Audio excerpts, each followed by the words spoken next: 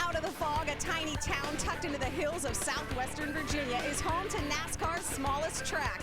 But don't let the size fool you. For several drivers, including our points leader, this little loop offers a huge challenge.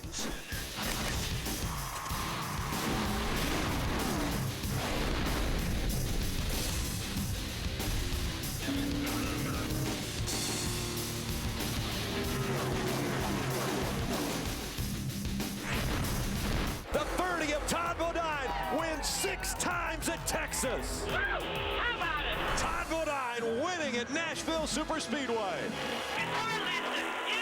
He'll go back-to-back in the Camping World Truck Series. Todd Bodine's going to win at Kentucky. This truck's fast every week, and that's how you win championships. So far, we've been doing it. 4 wins this year, 21 in Todd Bodine's career. None have been on a short track. Todd Bodine may be king of the hill when it comes to this year's standings, but NASCAR's oldest and shortest track has had his number. The setup is on. Welcome to The Setup. I'm Krista Voda, nicknamed the Paperclip, and on paper, Martinsville Speedway doesn't sound so bad. Only a half mile, nice and flat, but boy, looks can be deceiving. She is mean, she is old, she is tough. If it feels like it's been a while since you've last seen a truck race, well, it has. 3 weeks off. If you don't remember who won in our last race, well, here's a look back at who cashed in Las Vegas. Bright lights, big city. The Camping World Truck Series rolled into Las Vegas for race 20, and all bets were off. Out of turn number 4, we're about to get underway. Green flag in the air. A quick jump for Austin Dillon. He'll lead by 2 truck lengths as they hit turn 1. Austin's in the best circumstance. He's got all the air on the front of his truck. He's hauling right now. Oh, behind him, 1 truck breaks loose at turn number 2. The 47 of Jeffrey Earnhardt gets turned around. Lorraine Carthagena also gets turned around. We just need to remember to be easy coming to these pit boxes because it's real slick here, bud. Austin Dillon is in. He's going to take on 4 tires. He'll come on first. He's not going to go off first. Lots of different strategies early on here. Trouble in the front straightaway. A couple of trucks come together. Johnny Sauter gets into Mike Skinner. That's tore that truck all to pieces, Phil. Yeah, it just folded that splitter right up underneath that truck. They relayed to him from the spotter stand. It was Johnny Sauter, and he couldn't believe it. And it's Austin Dillon who's falling back. Powering his way through the front of the field, Dillon made a run at the race leader, James Busher. Austin Dillon has gathered himself back up and now closes on James Busher. See if that truck sticks now on the bottom if he doesn't lose that front end. It's sticking, Phil. I think he's going to make the pass. 2 of the best young guns in the truck racing business waging war here in Vegas. Oh, Lorraine Carthagena into the wall. 1 driver hard into the outside retaining wall. 1 tire blown. We're going to have no shortage of excitement down to the finish of this one. No chances here. Huge lead coming to the white. Spinner up a 4. Spinner up turn number 4. Austin Dillon threads his way through the smoke, threads his way through the wreckage, and Austin Dillon crosses the stripe for his 2nd career NASCAR Camping World Truck Series victory. Yeah, baby! Take me home and lose forever! Let's go celebrate. We're in Vegas, baby. Austin Dillon celebrating for the 2nd time in his career. Tonight he wins at Las Vegas. With another top 5 finish, Todd Bodine increases his points lead by 5 over Eric Almirola. Johnny Sauter is closing in on that runner-up spot, now only 38 back. Justin Lofton jumps back onto this list, swapping places with Jason White. The biggest mover, race winner Austin Dillon, who jumps up 2 positions to 4th. Not too bad for a rookie. There goes Austin Dillon. Domination, that is an understatement because he has run himself a veteran-like race today. Outstanding job this young man has done. What an unbelievable rookie season Austin Dillon has had. And he's had a little bit of time to celebrate that big win. 2 victories this season, about 38 poles. It's been fantastic, but a big challenge today in Martinsville. You qualified 9, so I'm curious about your balance between patience and aggression in today's event, Austin. Yeah, I think a top 10 is a good starting position. I think I wanted a little bit more, but the truck was really good here in the earlier race this year, so really going to lean on our information from the previous race and just take our time. It's a little bit of a quicker race, so the pit strategy will be big and just track position. A lot of happiness over here for the 3 team, a bit of sadness on the other end of the garage with team number 30. Here's Adam. No question about it, Ray. The point leader will be racing with a heavy heart. Todd Bodine finding out late last night of the death of his mother. Certainly all of us at Speed offer our condolences to you and the family. So how do you manage your emotions on a day like this, Todd? It's hard. You know, everybody stopping you, giving your love and best wishes. It's been hard. You know, the one thing about being a race car driver, when you sit behind the wheel, you don't think about anything else. You just go out there and go fast and turn left and do what you love to do. And you know, I love Martinsville. This was always one of her favorite tracks, and so did our father. And I know they're up there going to watch down today and root me on like they always did. Every once in a while in the racing world, we have a bout with reality. This certainly one of those times, Krista. Absolutely, and all of us at Speed are thinking of Todd and the entire Bodine family. Todd never winning at Martinsville, no doubt he will be trying to dedicate this race today to his #1 fan, his mom. Also in the field today, Kyle Busch and Kevin Harvick. Kyle also has never won here. Kevin Harvick is a defending winner of the spring race. He's the most recent winner at Martinsville. What kind of numbers have those two, Harvick and Busch, put up this year? Well, that's just one of the stories we have for you coming up on the setup. Also still to come, what else happened here in March? Well, the trucks weren't the only things letting off a little steam. Plus, the boys from Red Horse meet the Air Force version of the boys from Red Horse. We will explain. And what ticks these guys off? Learn if your pet peeves match those of your favorite driver. It's a Saturday afternoon short track special only on Speed.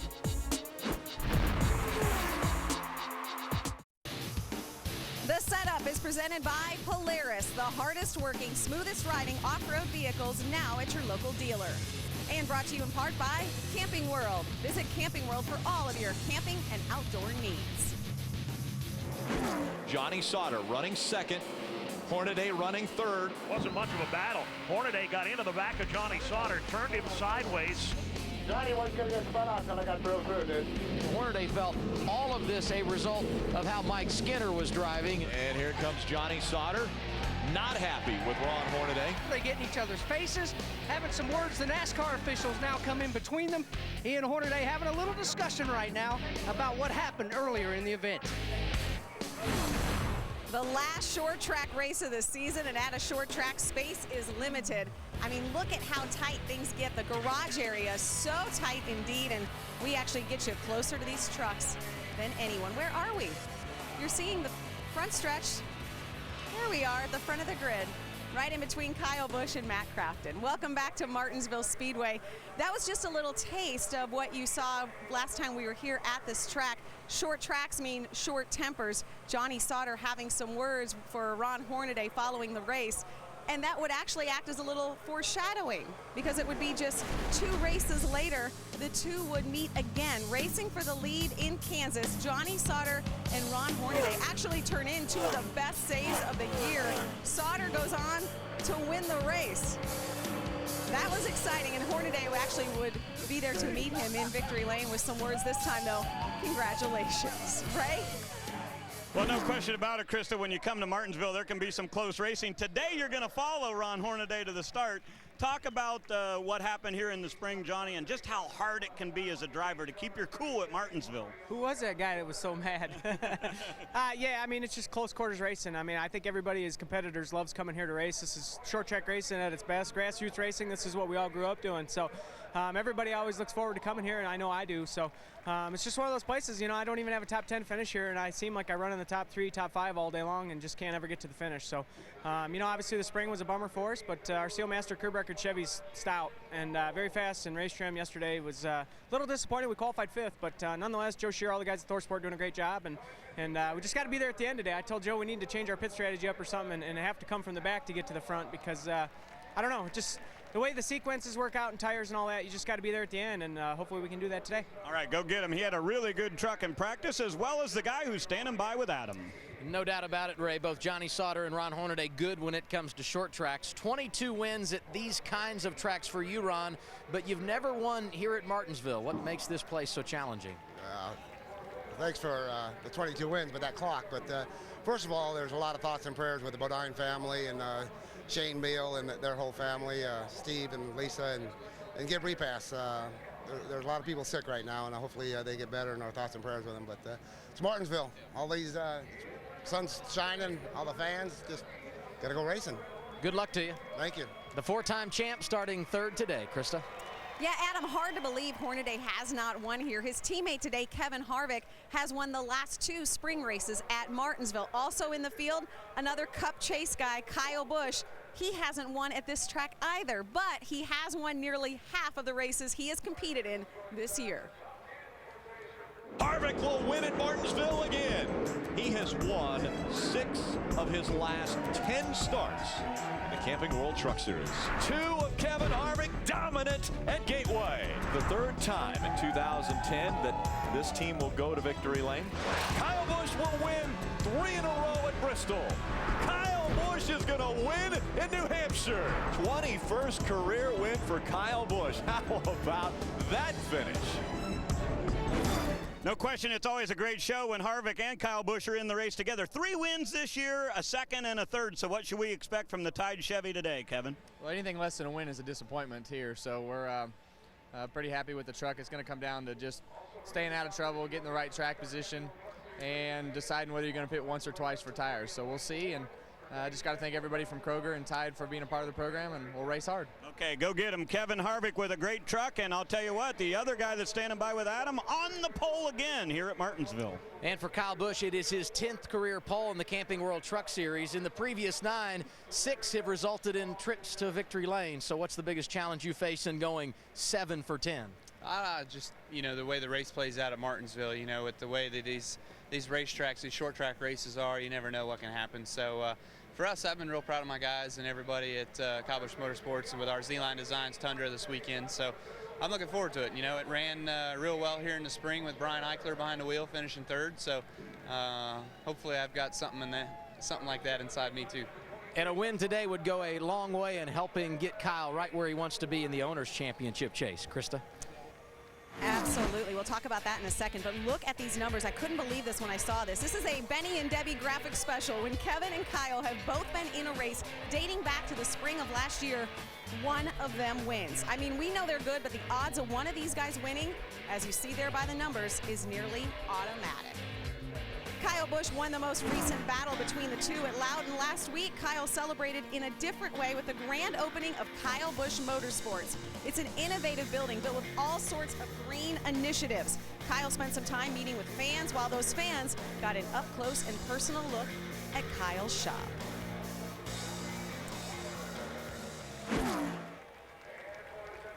And the plot thickens. As Adam mentioned, Kyle gunning for that Owners' Championship. He is planning on running the last 5 races of the season just to catch Germain Racing. He is currently 39 points behind. So the question I have for the guys upstairs, Rick Allen, Phil Parsons, Michael Waltrip, could this derail Todd Bodine's championship hopes if he spends too much time worrying about Kyle Busch? Well, championship as far as the drivers go, Phil, you've already said that one's over. Todd's got that wrapped up. Like in April, didn't he? Yeah, but the Owners' Championship is really the tight one right now. 39 points separating Germain Racing and Kyle Busch Racing. So does this affect the way Todd Bodine races against Kyle Busch? Well, Martinsville is Todd Bodine's Achilles heel. He only had 3 finishes outside the top 10 this entire season, and he finished 30th here for his worst.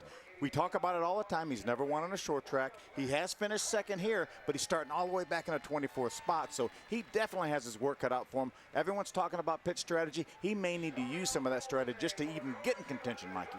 Isn't it always something? He's got this Drivers' Championship locked up, but Todd Bodine's got to win this Owners' Championship for the Germains. And Kyle Busch is determined to get his first championship as an owner this year. So Todd can't just ride. He's got to race, and I know this would be a great place to win for him. He's tired of people saying, you've never won on a short track, Todd. Today, he needs to get that win, and I think he can do it. Krista.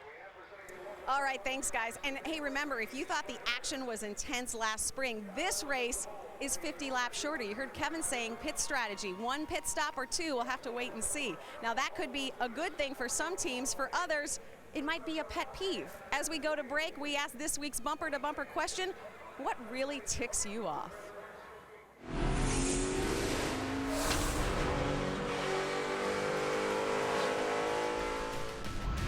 A lot of them. I have a lot of them. Yeah. doing what I do for a living, to go out on the road and to see the way people drive is so frustrating. So that's why most of the time I make my fiance drive and let her deal with it. She has bad road rage. Slow drivers. Yeah, that's one. Another one is, out on the racetrack is when someone is telling you, to give, don't take, and all of a sudden they're taking from you. That angers me quite a bit. Probably my biggest pet peeve is don't tell me you're going to do something unless you're going to do it. I'm a very punctual guy. I like to be on time. I don't want people late when they tell me they're going to do something, so I try to make an example out of that. I try to lead by example. And, I think you need to be a man of your word. If you tell somebody something, you need to do it. Oh, man, I got a lot of pet peeves. I think the biggest one is punctuality. I'd rather be 15 minutes early than 5 minutes late. And people that are late just drive me crazy. And unfortunately, I married one of the biggest late people in the world. So we have a problem with that.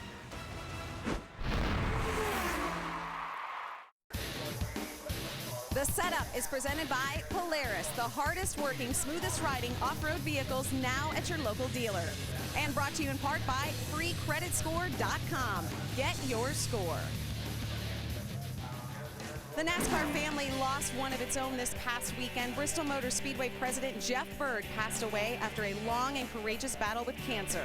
Bird's motto was exceed expectations, a motto he exercised while playing football at Wake Forest. His family chose the Wake Forest colors for this decal, which will be on all of the trucks this weekend. Welcome back to Martinsville Speedway. Another group always on our minds and in our hearts is our United States military. Recently, Red Horse Racing got to meet the Red Horse Racing Squadron of the U.S. Air Force, and Ray Dunlap went along for the ride. Well, today we're out at Nellis Air Force Base in Las Vegas, home of the Red Horse Squadron. I've got the Red Horse drivers with me, Justin Lofton and Timothy Peters. Now, what we got to do today is we're hoping to go out to the quarry and drive some equipment, and we might even get to blow some stuff up. But first, we've got to go to a briefing and find out what it's all about. What Red Horse is really a heavy construction worldwide mobile unit. We'll kind of give you a little bit in the day of the life of a Red Horseman today. This morning we'll go out and do some quarry ops, let you run some of our heavy equipment. We actually have a live quarry up there where we bust our own rock, make our own gravel, make our own asphalt, make our own concrete. And so we'll do an actual quarry shot out there where we'll blow some stuff up. It's definitely cool having, being able to get back into heavy equipment like that and moving dirt around and stuff. So, of course, Justin gets maximum scoop size here. He's trying to show me up. He's a farm boy. Yeah. He's moved a lot of cow poop around. Push both of them, you taking a boom down and extending it out, and you just got to hold them out. And it's going down, and then you're like, I want the bucket to curl, but I'm opening it instead of curling. My favorite part was getting to drive the MATV. I think those are probably some of the coolest machines that the U.S. military has, and being able to get behind the driver's seat and carry that thing up to 60 miles an hour down the road was pretty cool. All right, so I'm up in the bucket in the MATV. This is what the gunner would see. See some enemy up there on the hill. We're gonna get him.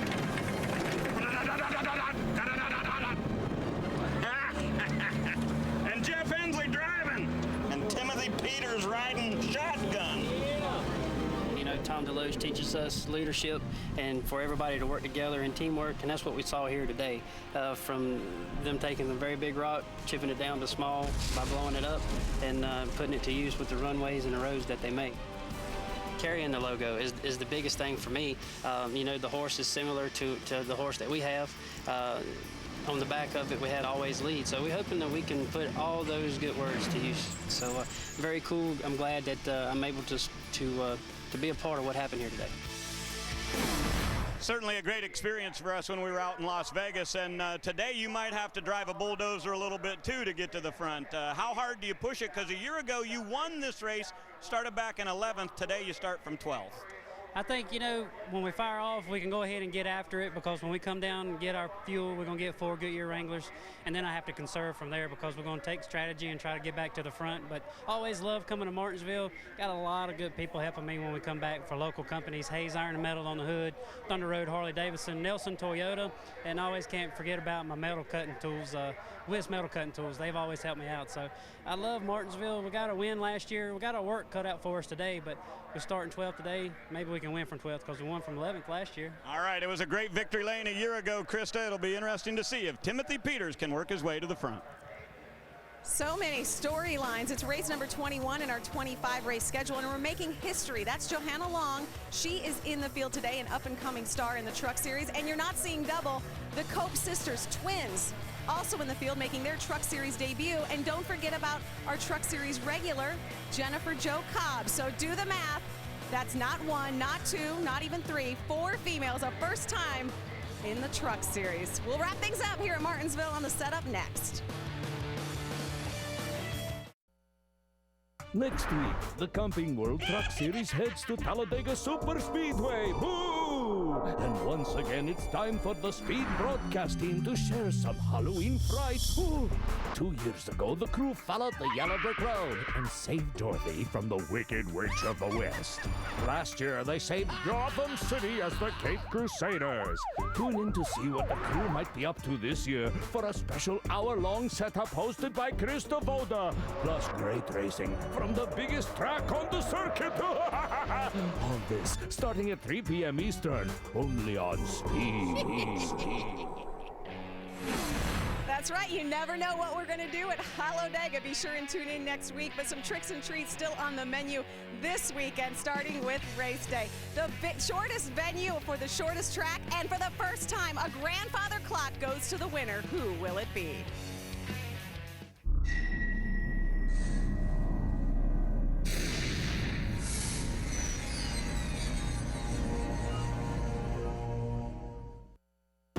Nestled in the back hills of Southern Virginia sits a half-mile paperclip that embodies the history of NASCAR. Tough old racetrack. It seems to have suited a few people's styles. It was just fun to come and watch these guys beat and bang. That's why we keep coming back year after year and just love it here at Martinsville Speedway. A place where patience and brakes are tested equally. Johnny Sauter has gone from being one of the happiest guys in Martinsville, Virginia, to being one of the most unhappy. He's done for the day, not because he's tired of racing, but because NASCAR said you're not going to race anymore. And the margin for error is as tight as the corners. The tempers will flare. That's what we love the most about Martinsville. Hang on to your hats. Here we go again. They made a little contact coming off turn 2. Get caught in it, and your time is up. Leave the competition in the dust, and this new clock strikes victory lane.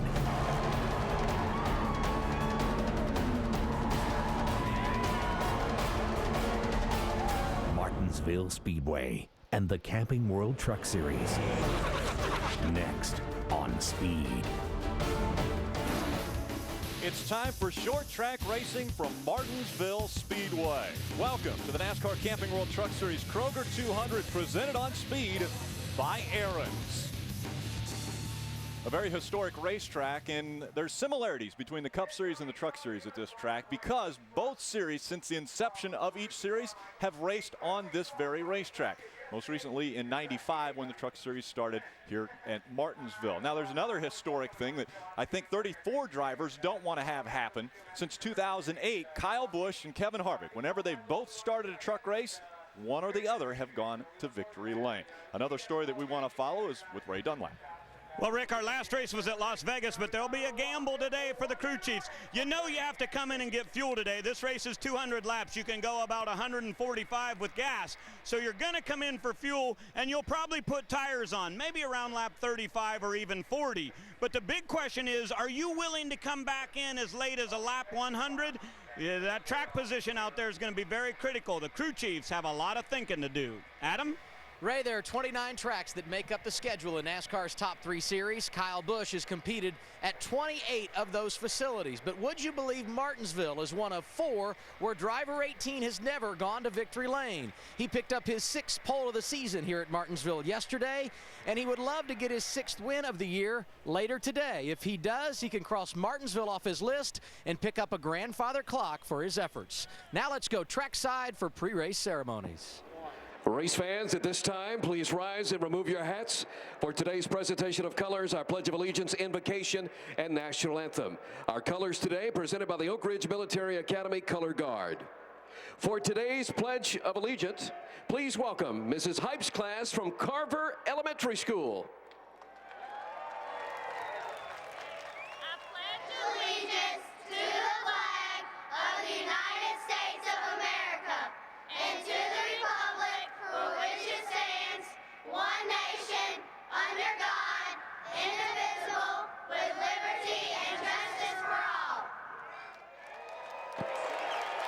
At this time, race fans, please remain standing for a moment of silence as we remember the life of Bristol Motor Speedway track president Jeff Bird, who passed away this week.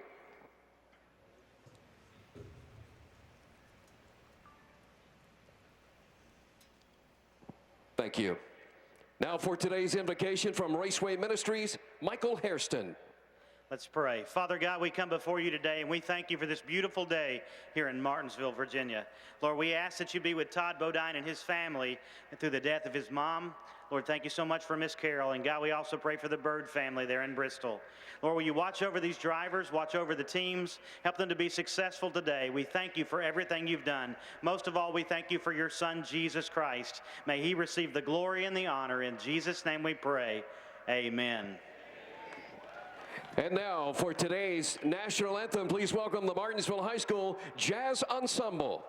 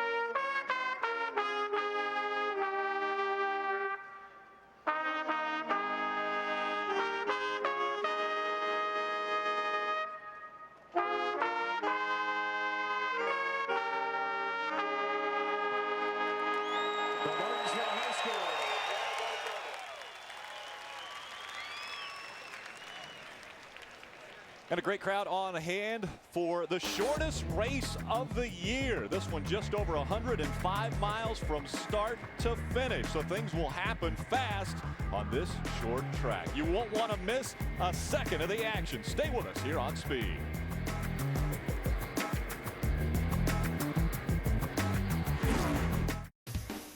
The NASCAR Camping World Truck Series is presented on Speed by Aaron's. Nobody beats Aaron's, nobody. Brought to you in part by Camping World. Visit Camping World for all your camping and outdoor needs. And by Toyota. And welcome back to Martinsville Speedway. Joining us as the third pit reporter today will be Chris Devoda, and now she'll give us our Polaris resetup. Thanks, Rick. This track represents a half-mile headache for some, heartburn for others. But whether you're a fan of the Jesse Jones hot dogs or not, only one can be top dog today. Stories need to follow. Crew Chief Carousel continues at KHI. Butch Hilton moves from the 2 truck to the 33 for the rest of the season. David Hyder comes on board with the 2. A lot of new faces in the field. 6 drivers making their debut, including a set of twins. Number of females, 4 in the field. And Johnny Sauter will be back next year, re-signing with Thor Sport Racing for 2011. So 2 chasers, a set of twins, a points leader looking for his first short track win, a short track specialist without a Martinsville trophy, and that trophy for the first time, just like the Cup boys. the grandfather clock. There's a lot of things to talk about there, Krista. I think this being the shortest race, we've got to talk about strategy, Phil. Yeah, everybody's been talking about it. Ray told us about it just a few moments ago. Kevin Harvick talked about it. Kyle Busch talked about it. Timothy Peters won this race last year by pitting around lap number 35 and staying on the racetrack. I talked to Butch Hilton, crew chief for Ron Hornaday. Before practice, he said, I'm going to stop twice. After practice, he said, I'm going to stop twice. This morning, he said, I'm going to stop twice. So we're going to have several guys talk about it. A lot of the crew chiefs said, hey, if we don't do something different than Kyle Busch and Kevin Harvick, we can't win this race, so we're going to have to do something different.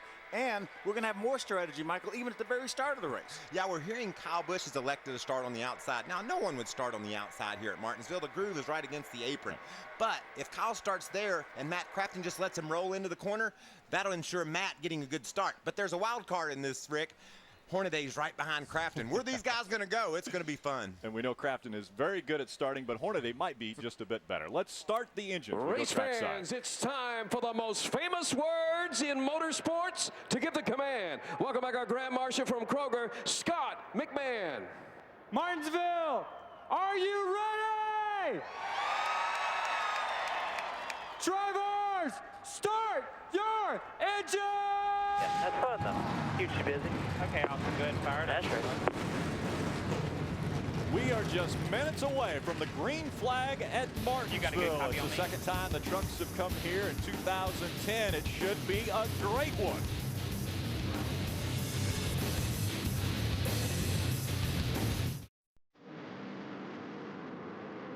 Final 5 races of the season starts right here at Martinsville. The Kroger 200% on speed by Aaron's. And one driver obviously racing with a very heavy heart is Todd Bodine, our points leader, the driver of the number 30. Yesterday, mother lost her life, so he's driving with a heavy heart as well as her name side of his truck. Our starting grid will roll across the bottom of the screen. Again, Kyle Busch and Matt Crafton making up row number 1. We want to take a look at our Aaron's track description. It's a paper clip, guys. This thing is long straightaways and tight turns. And my favorite stat is the 0-degree banking on the straights. Nowhere we go has straightaways that are that flat, and nowhere we go do you have to get the power to the ground so quickly. This is a tough track, Phil. Take a look at our mother's race analysis, Phil.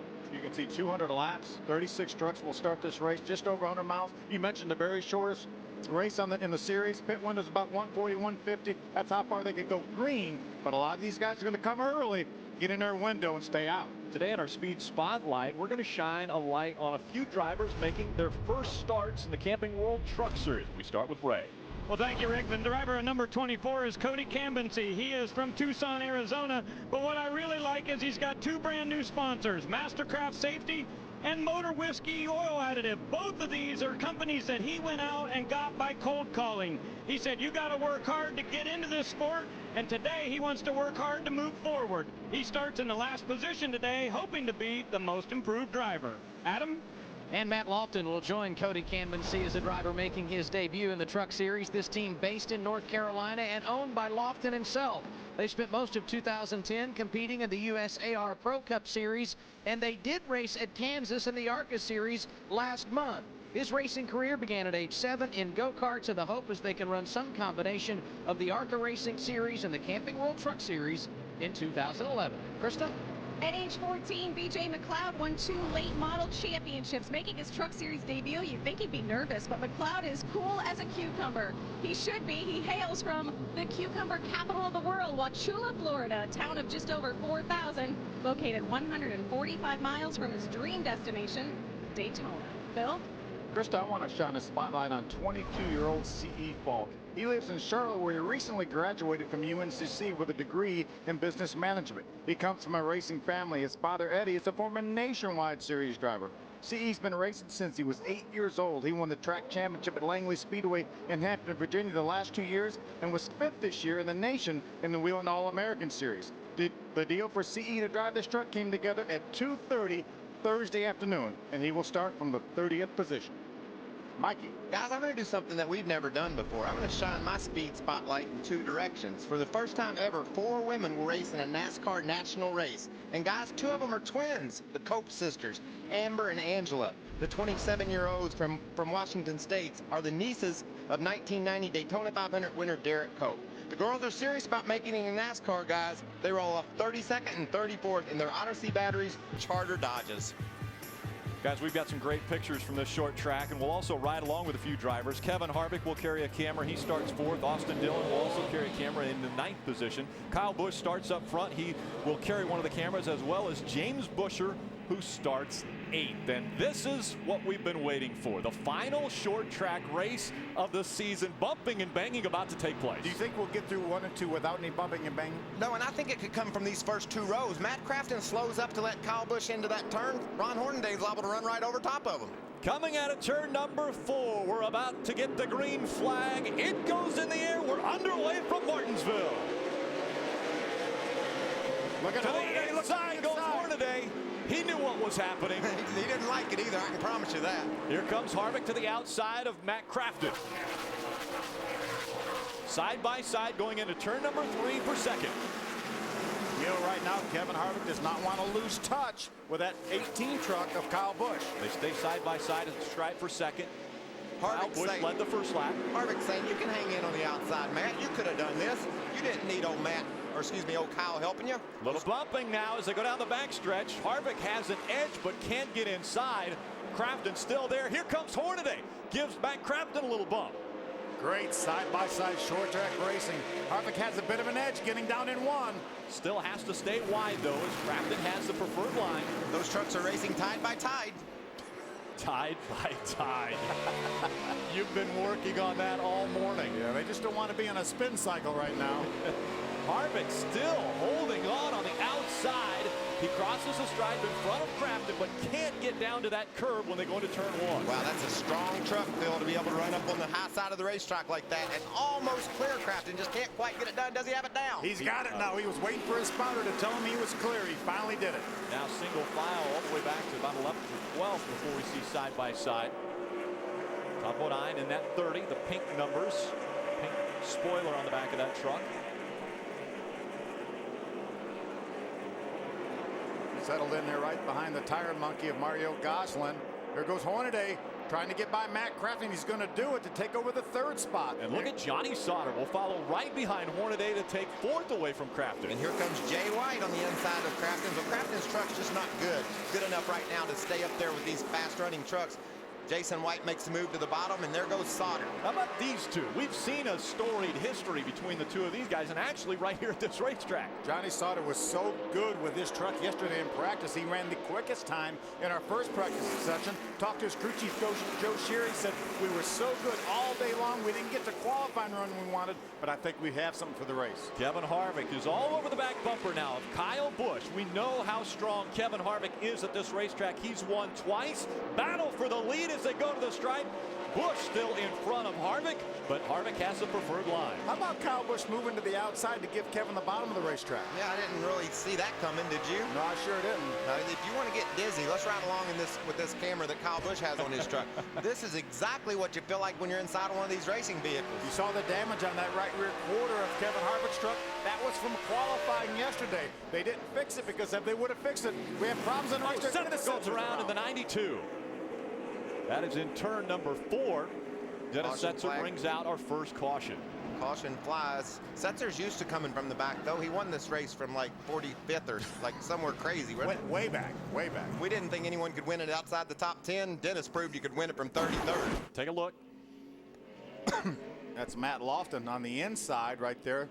Normally in a situation like that, the inside truck will bounce off the curb. That time they just were fighting for that position. I didn't see where Matt got into the curb at all. No, I don't think Dennis deserved to be turned around there. Yeah, Matt actually came off the curb a little bit, did not hit it. Dennis Setzer was running in the 21st position when he went around going through 3 and 4. Stay with us. More beating and banging from Martinsville. Tomorrow, NASCAR race day rolls into Martinsville. A track Jimmy Johnson and Denny Hamlin dominate. We'll tell you who has the edge. Plus, Jimmy McMurray joins us live to talk about his amazing season. NASCAR race day built by the Home Depot, live from Martinsville tomorrow at 10 Eastern, only on Speed. You know what I love? A double file restart. Absolutely, especially here at Martinsville. Right now, Johnny Sauter in the 3rd position. You don't think he's thinking about using this restart to try to get by Kyle Busch, who's maybe hung on the outside. Ray Dunlap, what's going on while we're at break? Well, I was listening to Kevin Harvick, and he was talking on the radio with his brand new crew chief, David Hyder, and he said, I was incredibly surprised about how much grip there was up there on the high side. David said, you're going to start there on the restart? He said, are you kidding me? I'm not that stupid. Adam? And we've been on track for 13 laps, and the man who started on the pole, Kyle Busch, has said one word in that 13-lap span, tight. And he said it right after the caution came out. He will restart outside of Harvick, and just behind him, Sauter says he feels very good about his truck in the early going. Krista? The only thing Ron Hornaday has mentioned is his rear tires under braking. New crew chief Butch Hinton said, you're the best on short tracks. We'll do everything we can for you. Kevin Harvick on the inside, Kyle Busch on the outside as they come out of turn number 4. Green flag will go back in the air. We're back underway. Great. How about Hornaday jumping in the inside in front of Sauter? And Sauter lets him know that might have been a little tight. He bumps him as they go through 1 and 2. What a great start by Ron, as usual. He got the jump on Johnny Sauter and down to the bottom of the track, and he will try to take advantage of Kyle Busch being stuck up on the outside. Hornaday at least had 7/8 of his truck in front of Johnny Sauter. Well, it's a little early, Phil. You're going to give a guy a bit of a break right now. That happens with 10 or 15 to go. Johnny might say, nope, you didn't have it all in there. Sorry. Harvick out front once again. Kyle Busch stuck on the outside as we see Hornaday move to the inside, battling for second. Ron Hornaday is going to try to take advantage of Kyle Busch being hung on the outside. We saw how good Kevin was on the outside early on. Johnny Sauter doesn't want to give up that 3rd spot, so he's going to hook right on the back bumper of Ron Hornaday to make sure that Kyle Busch can't slide in there. Boy, I love how these trucks just slam down when they stand on the brakes when they get to the corner. These guys' left leg will get an incredible workout today, trying to get that big truck stopped for that tight turn. It's very difficult to do, and you will push your leg in about numbness trying to do it for 200 laps. Kyle Busch said the one word tight, and we're seeing that he cannot stay right on the curb anymore, and that allows the 13 of Johnny Sauter to go by. I like the way that 13 truck looks. He's got a really good handling truck. I believe he'll have something for those boys. He'll try to spoil this Kevin Harvick, Kyle Busch party they've been having since about 2008. Well, since he and Joe Scheer got hooked up together last year, they have really done a nice job. 2 wins last year at Las Vegas, Kansas this year.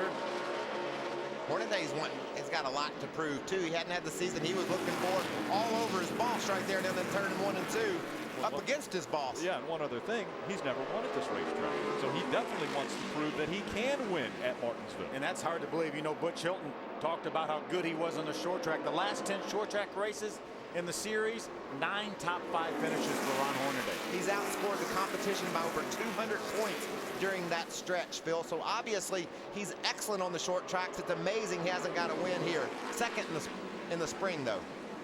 You know, we've had 2 leaders in this race. Obviously, Kevin Harvick, Kyle Busch. Between those 2 guys this year, and neither one of them runs all the races. Kevin really doesn't run that many races at all. They've led over 40% of all the laps run in the 2010 season. Not just in the races that they were in, 40% of all of them. That's right. James Buescher in the 31, running in the 11th spot. Krista Voda, what's going on with the team? Yeah, Buescher started 8th. They're starting to fall back as he said his truck is just too tight in the center. He has some momentum. Remember, he comes into this race off back-to-back top 3 finishes, finishing 2nd to Kyle Busch at Loudon, 3rd in our last race in Vegas, but right now a race truck that is just too tight to turn. That truck right behind him there, Mike Skinner's looking to the inside. Skinner had a great day yesterday. His truck was fast, didn't qualify as well as we thought he would. He should have had a shot at the pole. Walking around with his grandson all weekend, though. I know how proud that makes Mike to have that young man there with him. Bristol's a cute little kid, and they're talking about having some good times together this week. Just throwing him just a little bit. Look at the inside. That's Skinner trying to take that 11th spot away. Buescher's racing Skinner with a lot of respect, giving Mike room to peek down there. Mike's going to make this pass, it looks like. There's Timothy Peters, our winner from last year, right behind this side-by-side battle. There's Timothy in the 17 truck. Skinner completes the pass. And that was for the 11th spot. Up front, though, we've got the caution coming out once again as the 24 goes around. That's Cody Cambensi. Cody had a couple issues during practice yesterday. Pretty much the same spot on the racetrack. Just 21 years old, one of the drivers making his first start in the Camping World Truck Series. He'll wait for the field to go by before he tacks on to the back. So it has been the Harvick Busch show so far, but Hornaday knocking on the door. Welcome back. Green flag flying for the Kroger 200, presented on speed by Aaron's. It's Kevin Harvick out in front of his driver, Ron Hornaday, running second. Johnny Sauter's third. Matt Crafton fourth. Kyle Busch is fifth. Ricky Carmichael with a strong run. He's running in the sixth spot. We had quite a few drivers actually come onto pit road, Phil. Yeah, led by Jason White. He was one of the drivers the farthest up from the fifth position, came down pit road. I was a little bit surprised in that. And then James Buescher, Timothy Peters, Eric Almirola, Todd Bodine all came in along with a lot of others. So what do you think about this strategy, Phil? Looking for enough caution flags to get the gas mileage they need to make it all the way to the finish, or they come and get tires again? What do you think? Well, now they have the option. You know, they can try to stretch it if they get enough caution laps by lap 100. If we've had 30, 40 caution laps, maybe 25, then they say, okay, we can try it. Or say, hey, we're not going anywhere. We're not going to beat anybody. We might as well put tires on. Hey, Ray, catch us up on the action on pit road. Way down in pit stall number 1, Todd Bodine came on lap 27. 4 tires for him and a track bar adjustment. He was very, very tight coming off the corner. Not quite as bad for the 51 of Eric Almirola. Almirola said he was about a 4 on the tightness scale. They also went with 4 tires, did their adjustments with right side air pressure. Let's find out what the 17 did with Adam. Similar situation for Timothy Peters, way too tight. He said we cannot stay out. He gave up the 13th position, came down pit road, 4 tires, fuel. They also made a track bar adjustment to try and loosen him up. And Jason White gave up a spot in the top 5. It was their strategy. The plan, pit early, stay out the rest of the way, 4 tires, fuel, no adjustments. Krista? We had talked about how tight James Buescher was in his truck. They had to come in to loosen the truck up. They did it with a track bar adjustment going up, also taking a rubber out. 4 tires, really tight, trying to loosen that truck up, Buescher. 35 laps into this race, complete, and we have 2 trucks that are not on the lead lap. Cody Convenci and Mike Garvey. Mike Garvey's actually gone to the garage area with that truck. Convenci had those problems. Spinning off before, yeah. And then for some reason didn't get going when the green waved. 7th, 8th, 9th right here. Justin Lofton in front of Austin Dillon and Mike Skinner.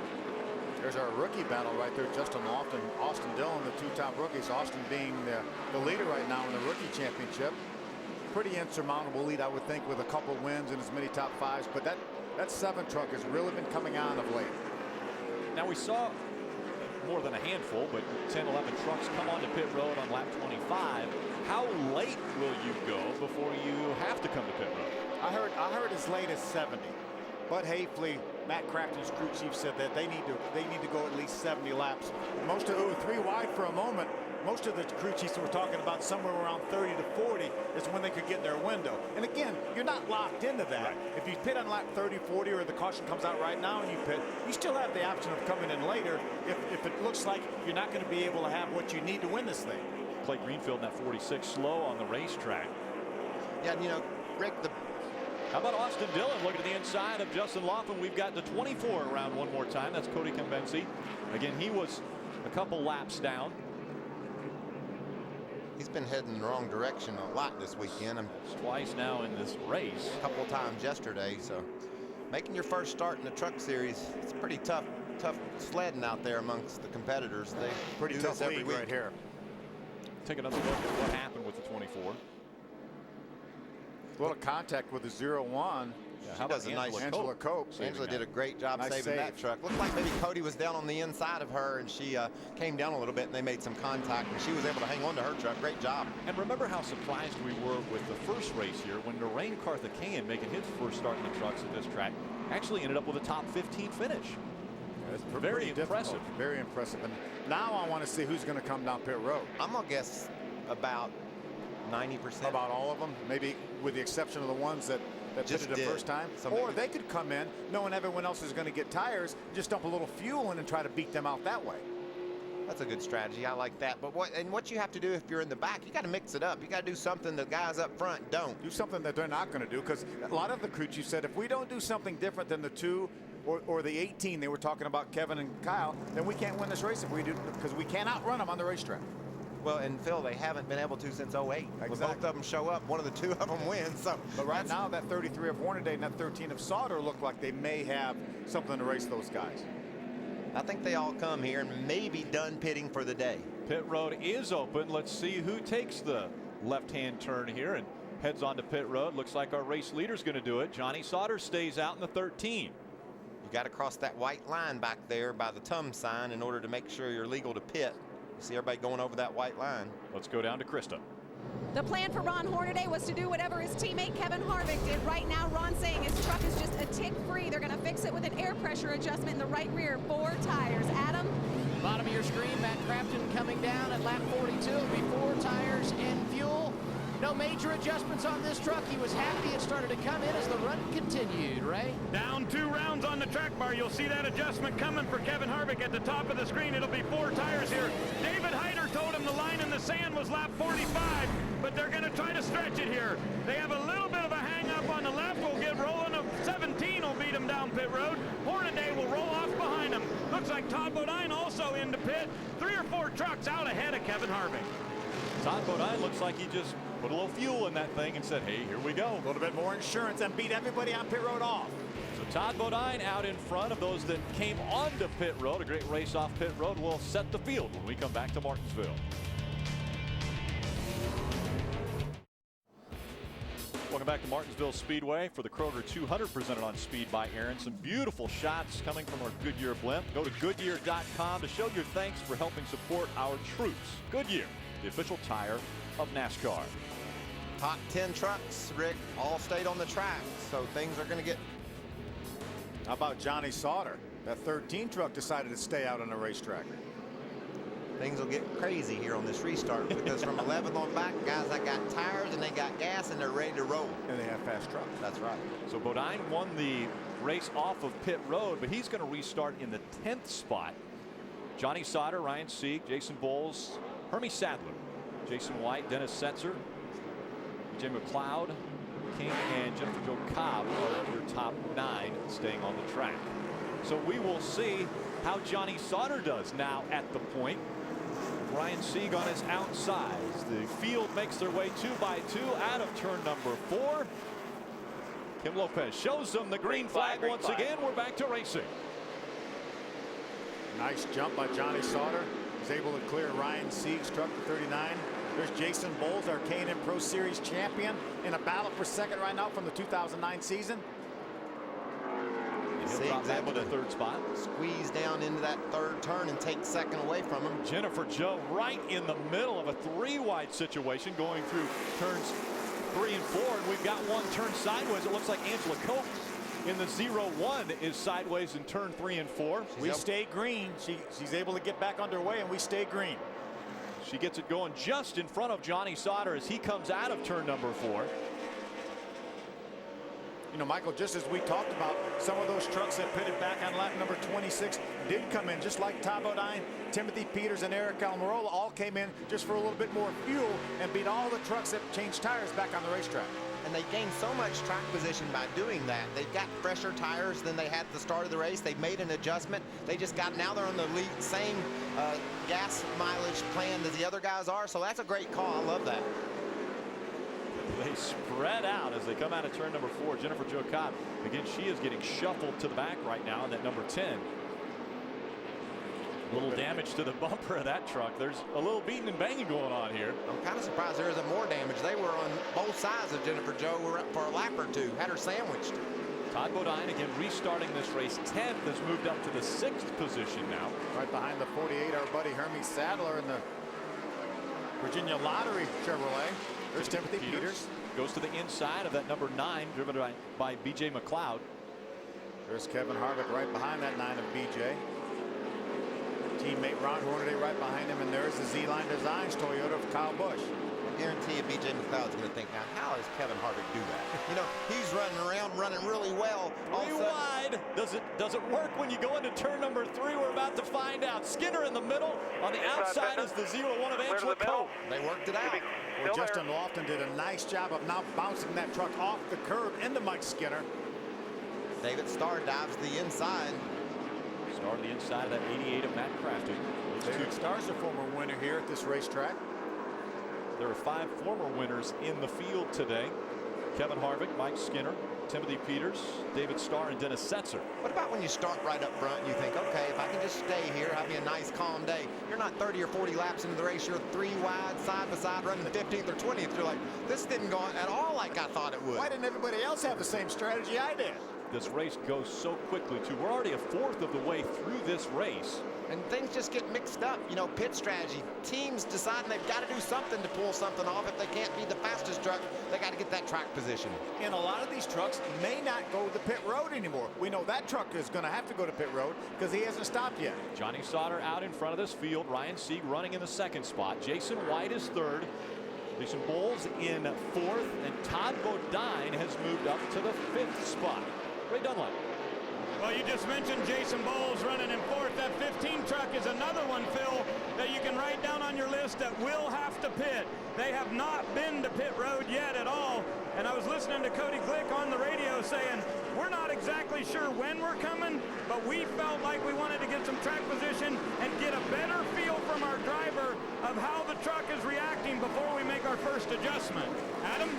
The strategy for leader Johnny Sauter a little more definitive. They have not been to pit road either, Ray, but I just talked to his crew chief, Joe Shear Jr., who said around lap 75, when we get the caution, that's when they plan to make their only pit stop of the day. He'll have the freshest tires of those. I believe these guys will look at pitting again, Phil, don't you? Most got to spin on the racetrack. Caution. 0-1 again, Angela Cope in 3 and 4. I mean, unless we just have an unordinary amount of caution flag laps between now and say lap 120 or 30, I think these guys might think about coming again. We heard Joe Shear and Johnny Sauter's strategy was to go around lap number 75. The caution's going to be out around lap 60. What do you think? You think they may move that up a little bit? Last time she was on the curb. This time, she had some help going around there. That was the 46 of Greenfield that got into the back of Angela Cope. She goes around in turn 3 and 4 once again. What a gorgeous day for racing in Martinsville, Virginia. Stay with us here on Speed.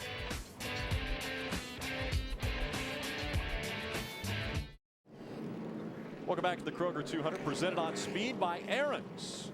Again, our 3rd caution coming out this time for Angela Cope in 3 and 4. She actually spun earlier at the start of this run and was on the inside of 3 and 4, just jumped up on the curb, but was able to keep going before the caution came out. This time turned around and they did bring the caution out. Yeah, she would have been the Aaron's lucky dog had she not been the caution, so we didn't have an Aaron's lucky dog. We have 31 trucks on the lead lap. The first one a lap down is C.E. Falk in the 47. He's 1 lap down, as well as Greenfield is a lap down. I talked to Derek Cope, who is the uncle of the Cope twins, and he had mentioned he wants the girls to make sure they get as much seat time and as many laps as possible.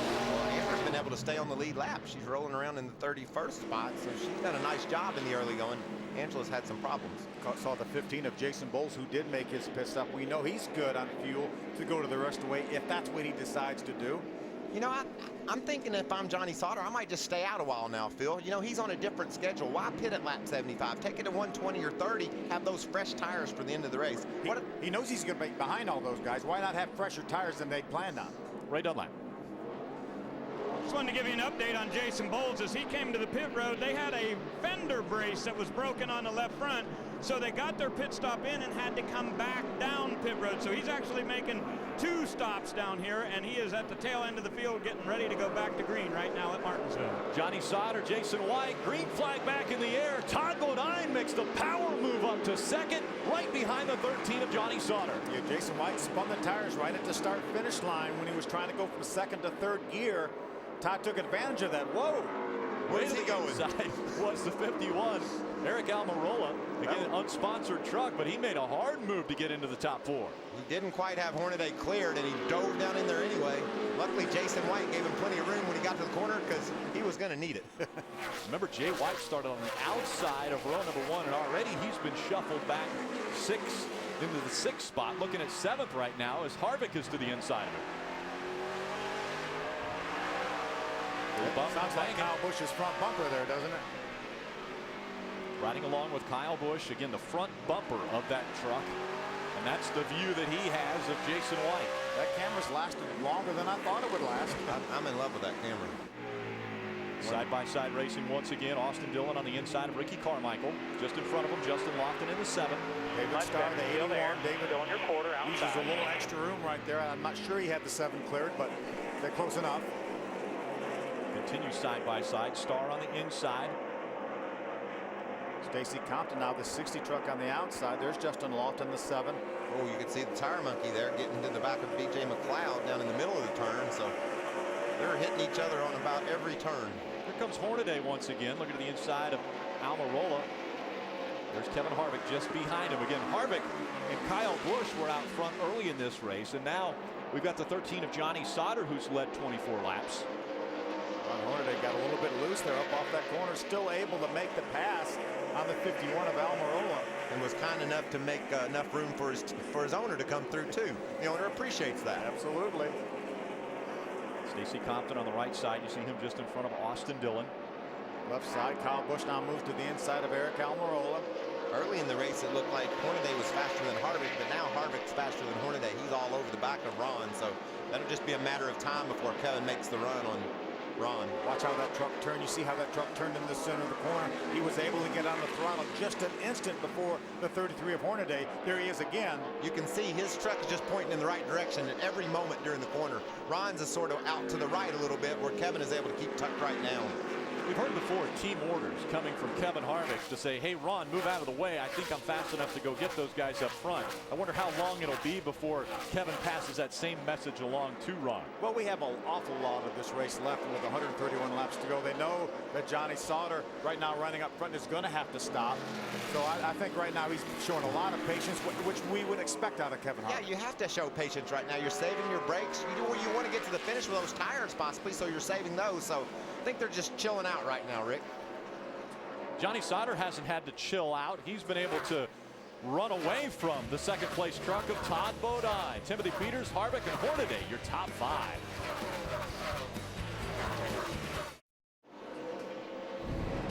Daytona International Speedway and Speed are offering you 2 VIP hospitality options to join us for the 2011 Daytona 500. Enjoy free race for the NASCAR season opener from the House of Speed located on the Daytona front stretch or from the Speed Trackside Tavern located on the super stretch. Don't miss the opportunity. Visit speed.com/promos today to purchase your Speed VIP hospitality package for that 2011 season opener at Daytona. What great racing here. Kevin Harvick leading his teammate, the 33 of Hornaday. They just got by the 17, Timothy Peters. Now Kyle Busch, the 18, gets by Timothy Peters. Kyle looked like he was going to take them 3 wide when they went around Peters. This is the way you race at Martinsville. You got to get all you can. It's Amber Cope in the 6 that's stuck on the outside as the field is making their way around her. She's done a nice job of keeping that truck up out of the way. She just now went a lap down, so it's really difficult. Oh, look at there. See, I was going to tell you, it's really difficult to stay out of the way here at Martinsville, and she couldn't have done anything any different, and she couldn't stay out of the way. Mike Skinner wanted a little better angle as he entered that corner, so she didn't have it to give. I mean, she was where she was supposed to be. Now Matt Crafton moves to the inside of that 5 truck of Mike Skinner. That's a battle for the 9th spot. Crafton he's improved that truck since the start. You know, he couldn't really keep pace early in the going. They made their pit stop, and it looks like the changes that team made has sped him up a little bit. And that's what a lot of the crew chiefs were working on during the morning hours, was trying to determine what kind of changes to make if their trucks were doing a certain thing, because they knew they may only get one swing at it. Johnny Sauter still has a just over 1 second lead over Todd Bodine at the front of the field. Kevin Harvick running 3rd. Hornaday is 4th. Then Kyle Busch running in the top 5 now. He's just over 3 seconds behind our race leader Johnny Sauter. We still see Sauter making his move around a few different trucks. Right now 28 trucks are on the lead lap, and problems for Jennifer Jo Cobb in the 10. Not clear. That was coming out of turn number 2. She kissed the wall, and now smoke rolling out. Looks like stay up there. Might have been a right front tire issue, Michael, you think? Looks like. Trying to stay out of the racing groove. It'll be hard now when she comes onto the front stretch. It's like when Chris Jones goes by her here on the start-finish line, she can get to the bottom. Right here after the 87, all right, get down. That's Rick Crawford we're hearing on the radio. Take a look at how this happened. Up into the outside wall. Might have gotten those marbles, Phil. We've run enough laps now where there's a lot of Goodyear rubber laid down on the track. You missed your entrance by a truck width or 2. You just feel like you're on ice. It slides right out into that wall. Up the track she went, again trying to stay out of the groove. Now she's on pit road. They'll do the work to that 10 truck and see if they get the Ford back on the track. Adam Alexander, what's going on with Kyle Busch now? He's really done a nice job after losing the track position with a pit stop of driving back through the field with guys like Harvick and Hornaday, but he's not satisfied with the handling of the truck, calling for a track bar if and when they pit again. He said it is still too tight. Krista? Hornaday battling a handling seesaw. They were a tick free. They made adjustments back when they came into pit. Then he got tight. The truck came in about 8 laps later, but just about 10 laps ago, Ron came on the radio and said it's back to being tight, tighter than I can stand to be. Hermie Sadler in the 48, just on the outside of Austin Dillon. See our buddy Hermie there right now in the 14th position. Solid run for Herm. Yeah. Great looking truck. Virginia Lottery. We talked about it a little bit yesterday during our practice qualifying that he always championed the state of Virginia's causes. And Hermie's from Emporia, Virginia. Graduate of University of North Carolina, Chapel Hill. I like his wheels. That's sporty. Hermie making his 5th start of the 2010 season. Started off in Martinsville earlier this year. Charlotte, he also raced there, as well as Michigan and at Bristol. And we're seeing Todd Bodine closing the gap now on Johnny Sauter. Got a wreck down in 1 and 2. Into the wall, the 97 of Matt Lofton in 1 and 2. He goes sideways up against the wall, pointed the wrong direction, and that brings out our 5th caution. Now this is going to be Johnny Sauter's opportunity to come down pit road. They wanted to go around 70. Unfortunately, we had a gap from about lap 60 till now, lap 90. So he's going to come to pit road this time. So the guys will get ready for Johnny Sauter to come down to pit road, and we'll let you know exactly what they do when we come back to Martinsville. And welcome back to the Kroger 200, presented on Speed by Aaron's. All of us were a little surprised. Well, not by this so much. Matt Lofton in the 97. He got stuck. He got stuck in a little bit of the grass and mud down there in turns 1 and 2. But I think a lot of us were surprised by how many people came to pit road, Krista. Well, for Ron Hornaday, Butch Hilton, crew chief, told him we're not getting the cautions to fall the way we had planned, so we might as well come in and try to adjust that handling. Remember, Hornaday saying that his truck was too tight, so they put the air back in the right rear that they took out on the first stop and then took a tick of wedge out a half round. Adam? And we knew Johnny Sauter would come down pit road. He was the race leader, and he had yet to make a trip down the pit lane. He got 4 tires fuel. They made a slight adjustment to help loosen up his race truck. And Rick told everyone a little bit surprising as to some of the trucks that came down pit road. Kyle Busch, a part of that group. He had already made 1 pit stop, that coming at lap 42 for the pole sitter. Still too tight, so they got 4 tires fuel and made an adjustment to that 18, Ray.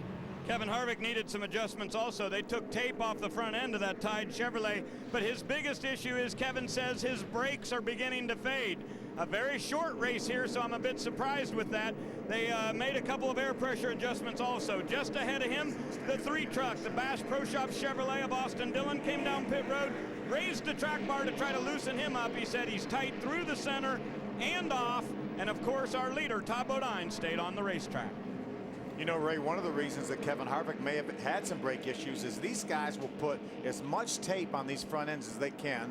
You can see right there, they probably took some tape off the brake duct right there, and they still have a little bit of tape on there. They try to maximize that front downforce. Right now, Kevin was getting a little bit of fade in his brake pedal, so they decided to give him a little bit more air. 13 trucks in all came down pit road. It's time to take a closer look into the camping experience with Camping World's Destination Recreation. It's Camping World's Destination Recreation.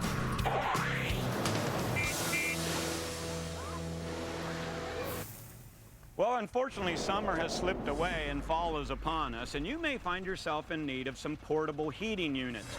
Now, Camping World has got you covered with lots of great choices, depending on the size of whatever you need. This is probably my favorite. This is called the Big Buddy. Now, this thing not only gives you radiant heat out in the room, but it also has a fan to entirely fill the room. You can operate it on a little 1-pound propane tank, or you can plug in the larger size with an extended hose. Now, this is the big buddy, but I also really like the little buddy because it's ultra portable. This thing, you screw the tank on right here, push the button, it fires up, and it'll really heat up a small space like a wood shop or a barn. Now, what's great about this unit is if an animal would happen to come by and knock this thing over, it's got an automatic shut-off just like that. Now, if you're out at the campgrounds and you want a little fire, here's the little red fire pit. Now, check this out. You take a propane tank, hook it up to here, light this thing up, you've got your fire in a few seconds, and when you get ready to leave, you don't have to worry about putting out your fire. You shut it off, put the lid right back on it, and it's ultra portable. All kinds of different units, including fire pits at Camping World, so make sure you warm yourself up. Come in and give us a visit. Camping World Destination Recreation Sweepstakes is back. It's better than ever. More prizes, more chances to win. All you have to do is go to campingworld.com/racing to see complete prize descriptions and official rules. Our race summary as we're closing in on the halfway point. Todd Bodine out front. 4 different drivers have been out front. 3 different lead changes. Green flag back in the air. Green flag, green flag. That we know Todd Bodine inherited that lead when Johnny Sauter made his pit stop, but he continually had one of the fastest trucks on the racetrack prior to the caution coming out, Michael. Yeah, those trucks are tuned up and ready to go. It's interesting. You got the best trucks now have the best tires, so this strategy, it's going to be fun to see how this works out. Todd and Matt have track position, but they don't have the best tires, and they haven't had the fastest trucks. Todd Bodine has taken advantage of staying out on the racetrack. Matt Crafton behind him. Still 2 and 3 wide back behind them here at Martinsville. 3 wide we know doesn't work very well at this racetrack. We've seen a lot of it, though. We have. They're not convinced yet, Rick, that it won't work. They want to prove everyone wrong. We see Johnny Sauter in the 13 making the pass on Dennis Setzer. See John right in front of him, the 33 of Ron Hornaday. Ron got out in front of all the trucks that we've been watching as being the fastest trucks. I mean, Kyle Busch, Kevin Harvick, Johnny Sauter, Ron Hornaday. Ron was the one that got out off the pit road first. And they've got an adjustment. He didn't quite like the way his truck was driving. He's got it adjusted, and he's making some moves toward the front. See Kevin Harvick, that bright tie truck back top of your screen. Look how many trucks he's behind Ron Hornaday right now. He's got about 10 trucks in between. And you see Jason White there. He was a guy that pitted really early, thought he would try to get that track position and hold it. He started on the outside of the front row, and he dropped like a bag of rocks. It didn't work for him. He revisited his strategy plans. He came to pit road, made an adjustment, and now he's going to try to rally to the front with Kevin Harvick, Austin Dillon, and those guys. That's the thing I like about pitting early, getting your window. You know you can do that strategy, but you can also change that strategy. Jennifer Jo Cobb has been posted, given the black flag. She has something dragging from that race truck, so she'll have to come pit road and get that fixed. Look at Harvick jump on the gas down in the center of the corner. Just wanted to make sure he got up beside Dennis Setzer while they were in the corner. Uh-oh. A little smoke coming out of the 15. A lot of damage to the front. That's Jason Bowles. Got into somebody. Why this is the way it is. There's Ron Hornaday, the 33 truck on the inside. He's going to drive down inside. Oh, man, he just ripped his fender off. Look how high Ron Hornaday is in the center of the corner there. He was about another car truck width up high, and that's what Jason Bowles wasn't expecting. Well, I don't know how Jason Bowles could have expected that. A guy just drove up beside him and took his fender off. The can opener that Ron Hornaday used to tear off the front left bumper of the 15. One nice thing about this racetrack is this is the slowest racetrack that we run. Aerodynamics are not that critical, but we also can't have that piece of that fender or that nose out front of the grill and blocking the radiator area. Well, he needs a caution right now because he could just lay that back over and tape it down and he'd be good to go. But you're talking about aerodynamics here at Martinsville. Remember back in the 90s when Harry Gant won here one time? He didn't even have a nose on his car anymore, and he still drove to victory lane. So you're right. Anything can happen here at Martinsville. Johnny Sauter by the 31. James Busher, so Sauter up into the top 6 now. Hornaday running 5th. Justin Lofton, Mike Skinner, Matt Crafton, and Todd Bodine are in front of him. You saw Hornaday getting around Justin Lofton up to that 4th spot. So the adjustments he made on that 33 truck is allowing him to drive to the front. And he has the track position right now on the rest of those trucks that pitted when he did. Timothy Peters in the 17. He's currently running 8th. He won this race, actually up to 7th now. He won this race a year ago, the fall race here at Martinsville. Rick said yesterday that he didn't think Kyle Busch or Kevin Harvick would win this race, that someone would break that streak of when the 2 of those were in a race, no one had won since 2008. Rick predicted yesterday that that would be over today, and I'm thinking he's made a pretty good bet. Well, we pretty much disputed it yesterday. You sure did. Yeah, neither of you agreed with me, that's for sure. I'm not going to give in yet. I'm not going to give in yet. We have a long way to go here, and we have a battle for the lead. Matt Crafton now is pulled to the rear tailgate of that 30 truck of Todd Bodine. And you know where those two guys are looking, both of them, they're looking over their shoulder thinking, where is the two? Where is the 18? Right now, Todd Bodine sitting in front of the 88 of Matt Crafton. That difference between the two drivers, 0.3 of a second. Look at this guy, man. He looks like he's got the truck to go win the race with. Just drives around Mike Skinner. Skinner's won here 3 times. Hornaday's never won here, and Hornaday looks like the dominant truck right now. Here's Harvick and the way he moves by other drivers, sometimes moving them out of the way.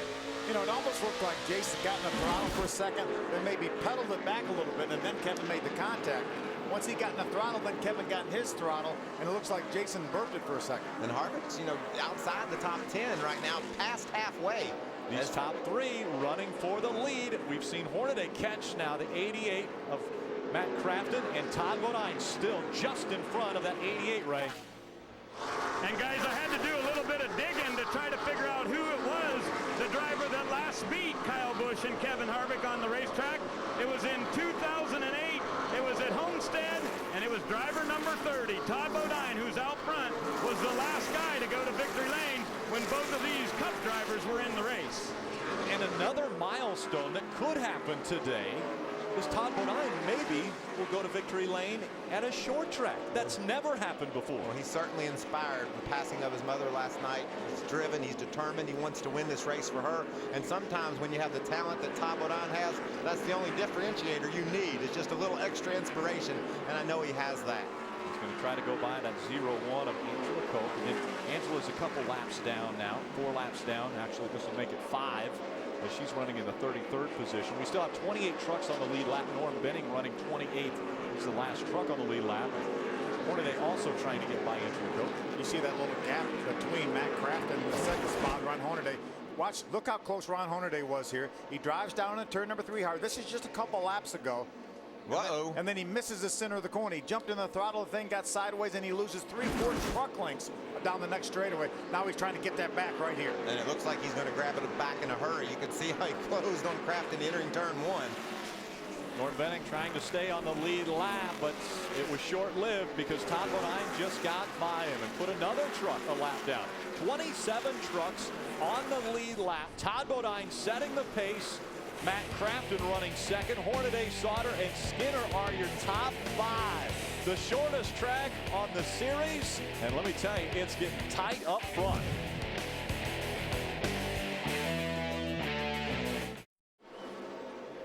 This shot tells you why it's called the paper clip as we get a great view from the Goodyear blimp. Go to Goodyear.com to show your thanks for helping support our troops. Goodyear, the official tire of NASCAR. This is shaping up to be quite an interesting race, y'all. We have a battle brewing for the lead right here. Todd Bodine, Ron Hornaday now second. He got by Matt Crafton while we were away at break. And Johnny Sauter. So Crafton and Sauter drop back to 3rd and 4th. And Hornaday now, as Todd Bodine tries to snake his way through some of the slower lap traffic. Hornaday's all over his back bumper. And you can see sneaking into the picture back there in the 5th spot, Kyle Busch has made his way to the top 5. Harvick up to 8th. So the fast trucks are coming toward the front, and it's going to get crowded up there. I bet this one, Crafton and Kyle Busch going to end up side by side down here in 1 and 2. Crafton doesn't look like he has as strong a truck as that 18 of Kyle Busch. Kyle just drove right around him, didn't he? So Kyle Busch goes up to 4th. Oh, contact! Oh, our leaders. And we're getting a little bumping and banging. We thought that might happen. With 72 laps to go. Thank you very much. What's it going to be like with 22 to go? It just keeps getting more and more intense here at Martinsville. You can't give up an inch on this racetrack late in the going or you'll never win. I think the other question has to be, will Todd Bodine, will Johnny Sauter, and Matt Crafton come to pit road if a caution comes out this late in the race? Adam. Haven't heard any word on pit stops, but I'm sure Johnny Sauter at some point would love to come back down to work on his truck. The reason why, still too tight is what Johnny just said on the radio. That despite the fact that he's back up to 3rd in the running order. Rick, you see who's coming in 4th there, don't you? He's going to go up there and mess up your little prediction. Oh, yeah. He's looking strong right now in the 18. And what may change his strategy for Johnny Sauter, if Kyle Busch gets by him right now, then Johnny knows that he's not going to be able to win the race. Can't win the race. So then that may change their mind. They may come if they get a caution flag, because right now Kyle Busch is continually the fastest truck on the racetrack when he has clean racetrack. Looks to the outside of Johnny, nothing there this time. You ever wonder what it's like to ride along with Kyle Busch? This is giving you a great view. Trying to figure out how to make the move on Johnny Sauter. Going to swing from high to low, I bet. Ray Dunlap, you've been following along that 30 team. Has he been looking in the mirror at all? Oh, absolutely, Rick, and they're aware of the situation of who all has pitted. They've been keeping track of that. Now, remember, 3 years ago in this race, Todd Bodine came down pit road with just 30 laps to go to get fresh tires. He was able to work his way back up through the field, but he wasn't able to win. And the difference now is we have a different set of rules with double file restarts and the wave around rule. That changes the pit road strategy. I believe the 30 is going to stay on the track no matter what. I'd like to know what the 33 is going to do. What do you think, Krista? Well, the 33 doesn't have any tires left, but you know, when you're a short track specialist and there's a short track you haven't won on, no doubt Ron Hornaday is hungry, but that hunger is fueled by that father time. No, I'm not calling him old, the grandfather clock. Ron Hornaday has mentioned that that would be a prized possession among his collection. He is gunning for it. And again, this is the first time that they are going to give a grandfather clock to the winner of a truck race. Well, a 200-lap truck race. Right. They always give it for the 250-lap truck races and whatever other divisions may run here, but they've never given a grandfather clock for a 200-lap race, and they're going to do it here this time. I think it's deservingly you get a grandfather clock. That's what winning at Martinsville is all about. Pull into victory lane and look around, and you don't have a clock sitting there. You'd say there's some sort of mistake, I'm sure. Johnny Sauter working around Angela Cope. Kyle Busch looking for an opening, as is Ron Hornaday, looking for an opening to get by for the lead. He is all over Todd Bodine. He's not giving him an inch. Again, Todd Bodine starting this race with a heavy heart. The news of his mother passing last night. And now out in front. He's never won at a short track. Trying to hang on for the final 63 laps here at Martinsville to get that win. Okay, it's getting so late now with so many trucks on the lead lap. Right now we're showing 24 trucks on the lead lap, Michael. I don't know if you could stop now and have enough time to get back to the front. Well, I think there's only a couple of trucks with the real option of doing that, and that's the 13 and the 88. We know they have some tires left. We know Todd Bodine has some tires left as well, but I don't think they're going to have time to put them on now. No, I don't think he wants them right now. He's got his truck in the lead. He's holding Ron off, although Ron is pretty persistent about that ending. There goes Kyle Busch, the inside of Johnny Sauter. Pass for third. Here comes Kyle Busch. Look at the inside, trying to get by that 13. Sauter trying to battle him on the outside. Great run on the outside for Johnny Sauter off that turn, but it's inevitable. Kyle Busch will take that spot. Yeah, it's going to be futile. Kyle Busch has a faster truck. He's down on the inside, and he's going to take over that third spot and chase after the 33 and the 30. And the 33 and the 30 are having a problem working out just riding right now. They're far from doing that. Ron's bumped into him about every corner, every lap. There's the gap from first back to where Kyle Busch is. Hey guys, let's take a look back what happened just a few laps ago between the 30 of Todd Bodine and the 33 of Ron Hornaday. Right here in the same part of the racetrack, you see the 47 of C.E. Falk right there. C.E. Falk's on the inside. Todd was going to go the outside. Ron said, well, you're going to leave the inside open. I'm going to take it. And Todd said, no, I want it back. They made a little contact there. That may not be the last contact we see. I'm the leader of the race. I reserve the right to change my mind. And I want to be where you are right now. And Todd has been able to hold on to the lead. This has been our longest green flag run. The last time the caution came out was on lap 91. So we have gone quite a few laps. We're up on 50 laps here at Martinsville. A green flag racing for the Camping World Truck Series. Stay with us. More Kroger 200 presented on Speed by Aaron's. Coverage of the NASCAR Camping World Truck Series is presented on Speed by Aaron's. Nobody beats Aaron's. Nobody. Brought to you in part by Dodge. Visit Dodge.com or your local Dodge dealer today. And by Comfort Inn. For free breakfast and great rates, stay with Comfort Inn. Sixth caution of the day has come out, Adam. and some questions as to whether Johnny Sauter was going to pit or not. His crew chief, Joe Shear Jr., hesitated. Johnny said, "I'm coming.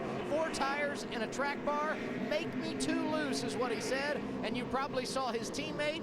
In fact, there he is right there. Matt Crafton exiting the pit road just in front of Johnny Sauter. Good job, boys. He too came down pit road for 4 tires and fuel. Sorry about that, man. I thought you heard me say we were coming. There you heard. You cut yourself off.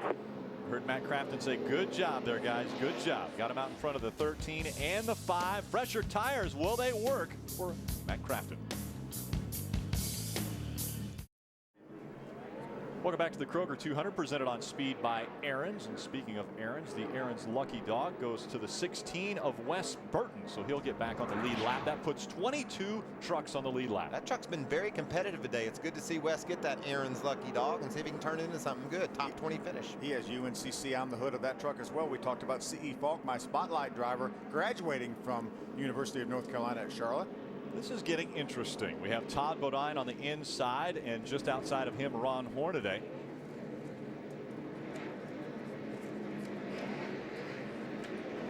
Next Saturday, the NASCAR Camping World Truck Series heads to one of the circuit's most intimidating tracks, Talladega. Big one can happen in the blink of an eye. Don't miss the NASCAR Camping World Truck Series live from Talladega next Saturday, 3 Eastern. Only on Speed. We've got a 1-hour setup for Chris Devoda and a few other characters. It's Talladega, and I can't believe what y'all are going to make me do. Oh, I believe it. You saw it, didn't you? I definitely believe it. It's easy to see you in that role. Yeah, you don't want to miss that one. That's for sure. What are you saying? Just tune in. Can't say anymore. Tune in next Saturday. And you want to stay tuned right now. Coming out of turn number 4. Green flag back in the air. Todd Bodine with a great restart. Here comes Kyle Busch to the inside of Hornaday. Wow, Hornaday drove down into turn 1. He was able to get back beside Kyle, but not off turn 2.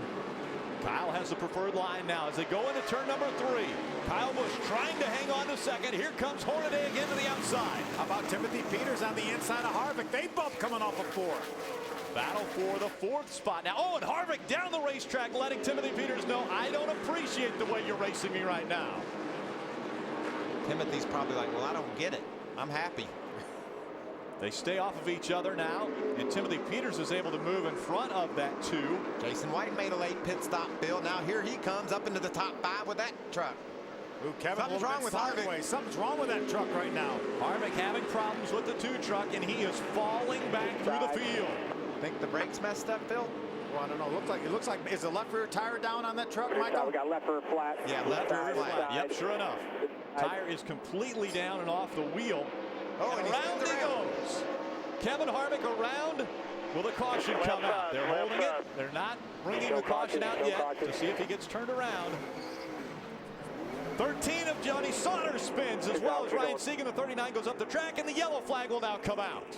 Kevin Harvick did not get out in front of the 30th Todd Bodine. But will he be the lucky dog? Because he didn't bring out the caution. I believe Johnny Sauter brought it out. Get the hammers ready, guys.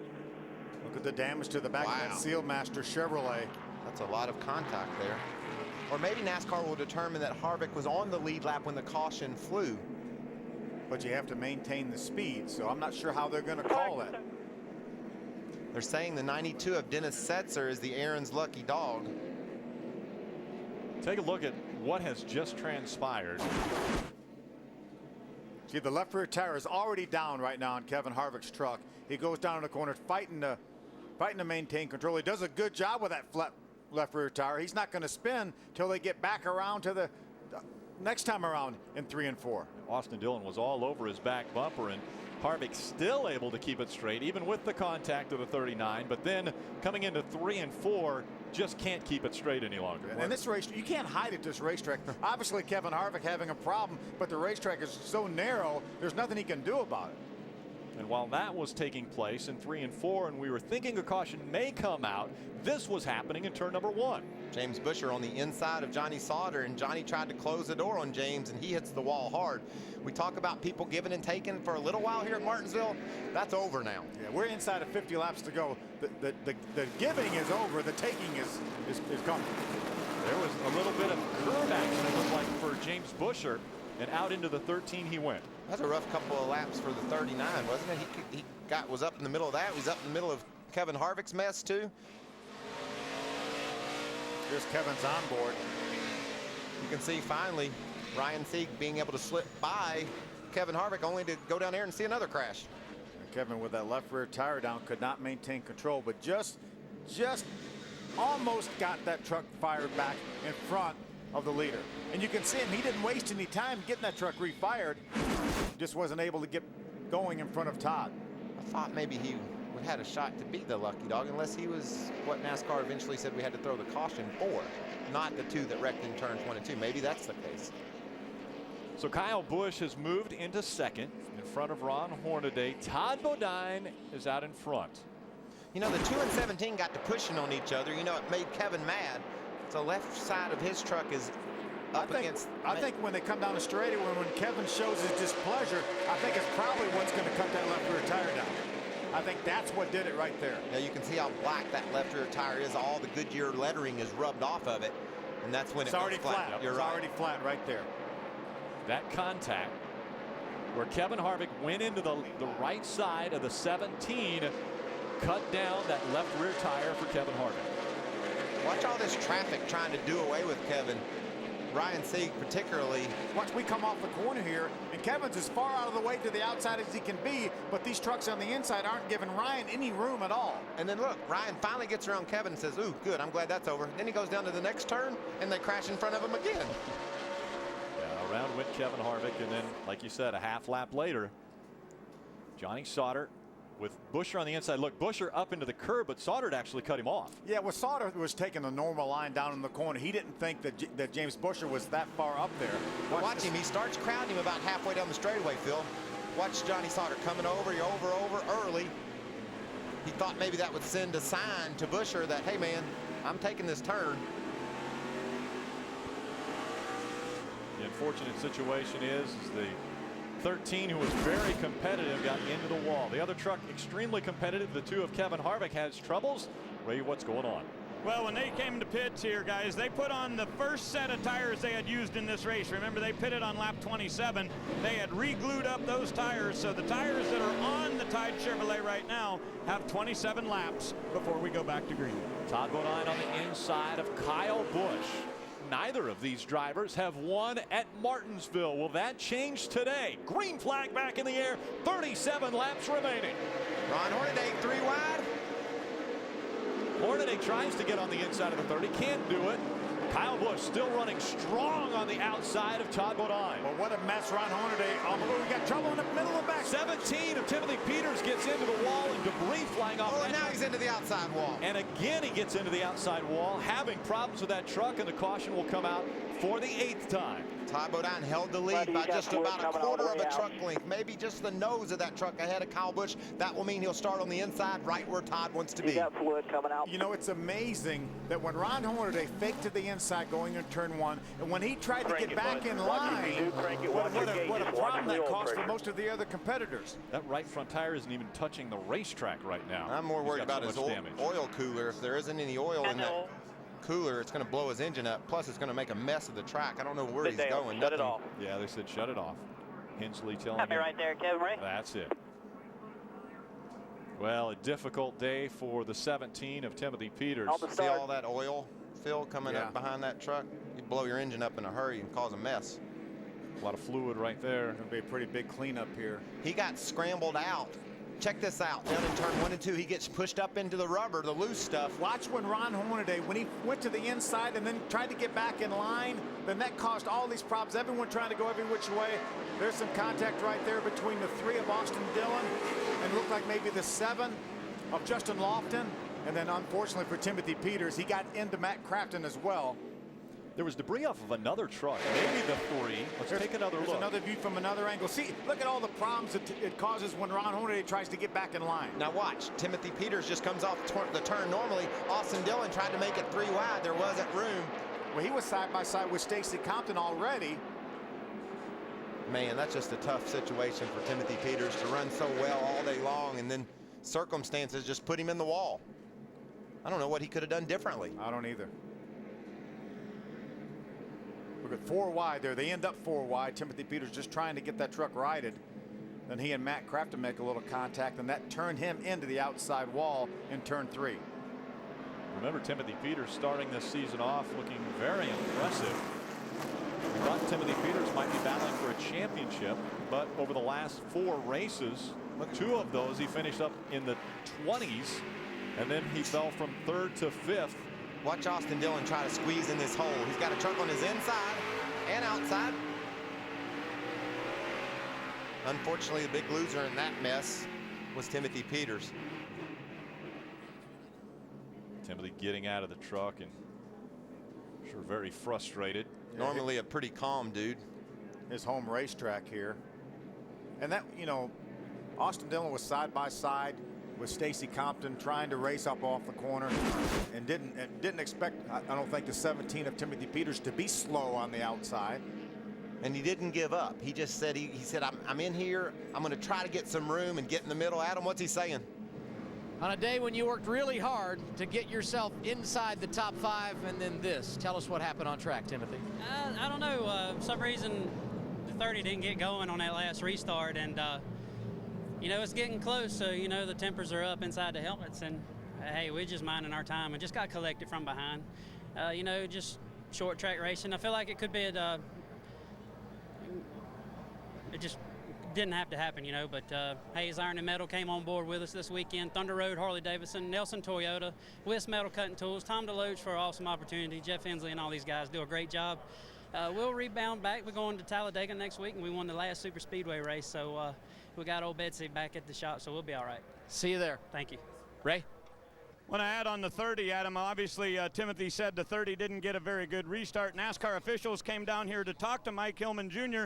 and said, you need to warn your driver. There is a very good chance if he does that again that he could get black flagged. Todd Bodine came on the radio and said, if they think that I was trying to start slowly so that I could fool Kyle Busch, they're absolutely wrong. I just didn't get a good restart. He said, message delivered, I'll work on it. Yeah, Todd Bodine out in front of this field. A red flag situation has come out as they're going to try to clean up the racetrack. So they've stopped the trucks up on the back stretch with 33 laps of racing remaining. And there's the fluid that came out of the 17 and the safety crews working on that. But it's a long stretch all the way from turn number 3 across the front stretch. So they've got a little bit of work to do, but it's a great day here in Martinsville. So sit back and relax.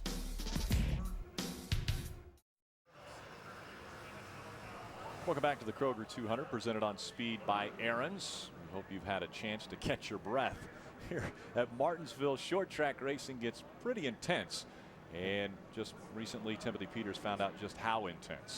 That got out of control in a hurry, didn't it? It got out of control in a hurry. Take a look at this, how this all happened, and look up front on the left side. That's the battle for the lead. It all depends on when somebody up in the control tower flips the switch to turn the caution out, and we're being told from our producers in the truck that moment right there is when the caution flag comes out.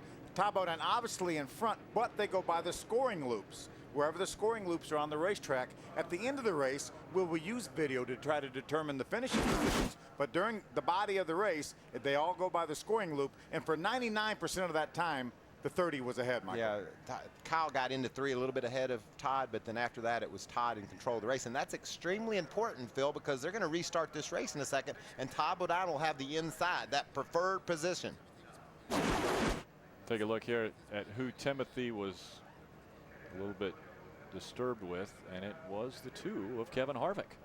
Remember the situation they had where Timothy and the 2 got together over on the backside of the racetrack. Then they came down the front stretch of the racetrack, and Kevin swerved over and made contact with Timothy and actually cut Kevin Harvick's left rear tire down. That inevitably caused his problems, and now he's being shown a lap down. It's the front end of Austin Dillon. The driver was asking, is there a lot of damage with the front of my truck? So one of the crew members came over and said, well, let me take a look. That's when he got wadded up with Timothy Peters, trying to make it 3 wide off turn 2, and you can see a lot of stuff torn up on the front of that Chevrolet. The letters rubbed off of the left front tire. You've seen look what you got to have in order to win rubbed here. Off, yeah. Close quarters racing. A lot of bumping and banging taking place here today in Martinsville. The 2 out front, Todd Bodine and Kyle Busch, have never won at Martinsville. Another obvious problem is that Kyle Busch is going to restart second, which could continue that historic run by he and Kevin Harvick. This is the reason why we're under our most recent caution, the 8th one of the day. Timothy Peters in the wall in turn 3. And the truck's just rolling once again. They've brought the yellow flag back out after our red flag situation, which lasted just over 13 minutes. This is the reason why the red flag came out. Take a look. Here they get jammed up here when Ron Hornaday moves to the inside. Timothy Peters gets shoved to the outside of the racetrack. Now they're racing right behind him. They come side by side off the corner. Stacy Compton on the inside and Austin Dillon on the outside. They both try to get by Timothy Peters. They make contact, and then Timothy makes more contact with the 88 of Matt Craft and gets turned into the outside wall. There's Timothy on the outside. You can see it just funnels down. 3 trucks trying to get into room for about 2. A lot of contact, and when Timothy got on the gas there late on the straightaway, without that left rear tire, it just veered to the left and turned him around. Big question is, how nervous should Matt Crafton be? Because he got a hard hit on the right rear of his truck. Right here, Timothy Peters comes back down and makes good contact. I think if he's got air in the tire, he's okay, don't you think, Michael? Yeah, I think the guy that's in trouble is Austin Dillon. Timothy's mad at Harvick over the previous situation, beating and banging they did that flattened Harvick's tire eventually. Let's hear from our crew chief that's out in front. He's with Ray. That would be Mike Hillman Jr. You guys pitted on lap 42 for fuel only. Are you good to go on fuel for this race, Mike? We're right there. One more caution make us feel a lot better, but we're really, really close. Our Jermaine Tundra's been great today, and we needed some track position, so we're going to hopefully stay up front here and go finish this thing off. All right, they started deep in the field. They're at the front. Let's hear from Kyle Busch's crew chief. He's with Adam. And that would be Eric Phillips. You started on the pole, running second, despite the fact the truck hasn't been perfect. How do you feel about your situation? It's been a lot better here the last half of the race. We made some adjustments. We just started out too tight, over-adjusted for the racetrack yesterday, but this ZO line Toyota Tundra's been pretty good all day. Good luck with 30 to go. Thanks. Krista? Hornaday started third. He's currently running third. Crew Chief Butch Hilton, you guys have had to fight the handling a little bit back and forth, but have had a really strong truck. How strong will he finish? Well, you know, it's going to be a tough deal on this restart. Being on the inside will be good. Our Armor Vienna sausage truck's been awesome today. Really appreciate their support. It's up to Ron now. If much I can do for him, hopefully we'll be good enough to get him. All right, thanks, Butch. Let's see if we can talk to our driver. Hey, Todd Bodine, Phil Parsons up in the speed booth. You have a copy? I got you, Philzy. All right, Toddley. You've got about 30 laps to go here. You're going to restart in a couple laps. You've got a guy that is used to winning races on your outside. Neither one of you guys has ever been to victory lane at this racetrack. You never on a short track. What's it going to take to keep him behind you? Well, the first thing we got to do is beat him on this restart. He's awful good on the restarts. That last one, I spun the tires too much, and so that's the first thing. And then get in front of him, just be smooth. You know, try not to make any mistakes. And you know, it's awful hard to pass here at Martinsville. We got a great Tundra today, and Junior's made a lot of great calls to get us in this position. And you know, it's got to keep it up here. You know, he's tough. It's Kyle Busch, man. Todd, both your brothers, Jeff and Brett, have grandfather clocks. There's one awaiting the winner of this race here. What would that mean to you? Yeah, that would mean the world for sure. Yeah, I've hauled about 20 of those things out of here between the two of them guys, so it'd be nice to finally get one for me for a change. All right, buddy, you're coming to one to go. Finish it off. Thanks, Philzy. And again, Todd Bodine, right where the driver's name normally is on the truck, right behind it. He's got a memory of Carol June Bodine again. Carol June Bodine passed away last evening. Of course, the pink on his truck for the October month is obviously Breast Cancer Awareness Month. And Susan G. Komen, they're making that known to everyone. All of the officials also wearing the pink wristbands. And on those wristbands, it says, "Imagine life without breast cancer." We'd love to imagine life without breast cancer. So again, October, Breast Cancer Awareness Month. We have got a great one coming at you. 27 laps of racing to go. Out in front, Todd Bodine running second. Kyle Busch. The field comes out at turn 4. And the green flag back in the air. Todd gets a better restart this time. Said he spun his wheels on that last one, but he got that nose of the Toyota out in front of Kyle Busch into turn 1. Jason White, a great job ducking right in behind Eric Almirola. Kyle Busch is going to get to the inside in front of Ron Hornaday. Ron not able to take advantage. 3 wide. Johnny Sauter on the inside. In front of him, 2 wide, battling for positions. Battle for the lead. Here comes Kyle Busch to the inside. Hornaday gets into the back of him. They make contact. 1 and 2 racing down the backstretch. Bodine has the advantage. They're going to make it 3 wide as they go into 3. Well, Hornaday thought better of it. Kyle has Todd way up the racetrack. Kyle took him way up the track, and that means Bodine will slide back to second when they cross the stripe, but he stays to the outside of that 18 through 1 and 2. He's not giving up. He's fighting back on the outside, but look at him come off that corner, Michael. What a great run off the second turn to keep pace with Kyle Busch.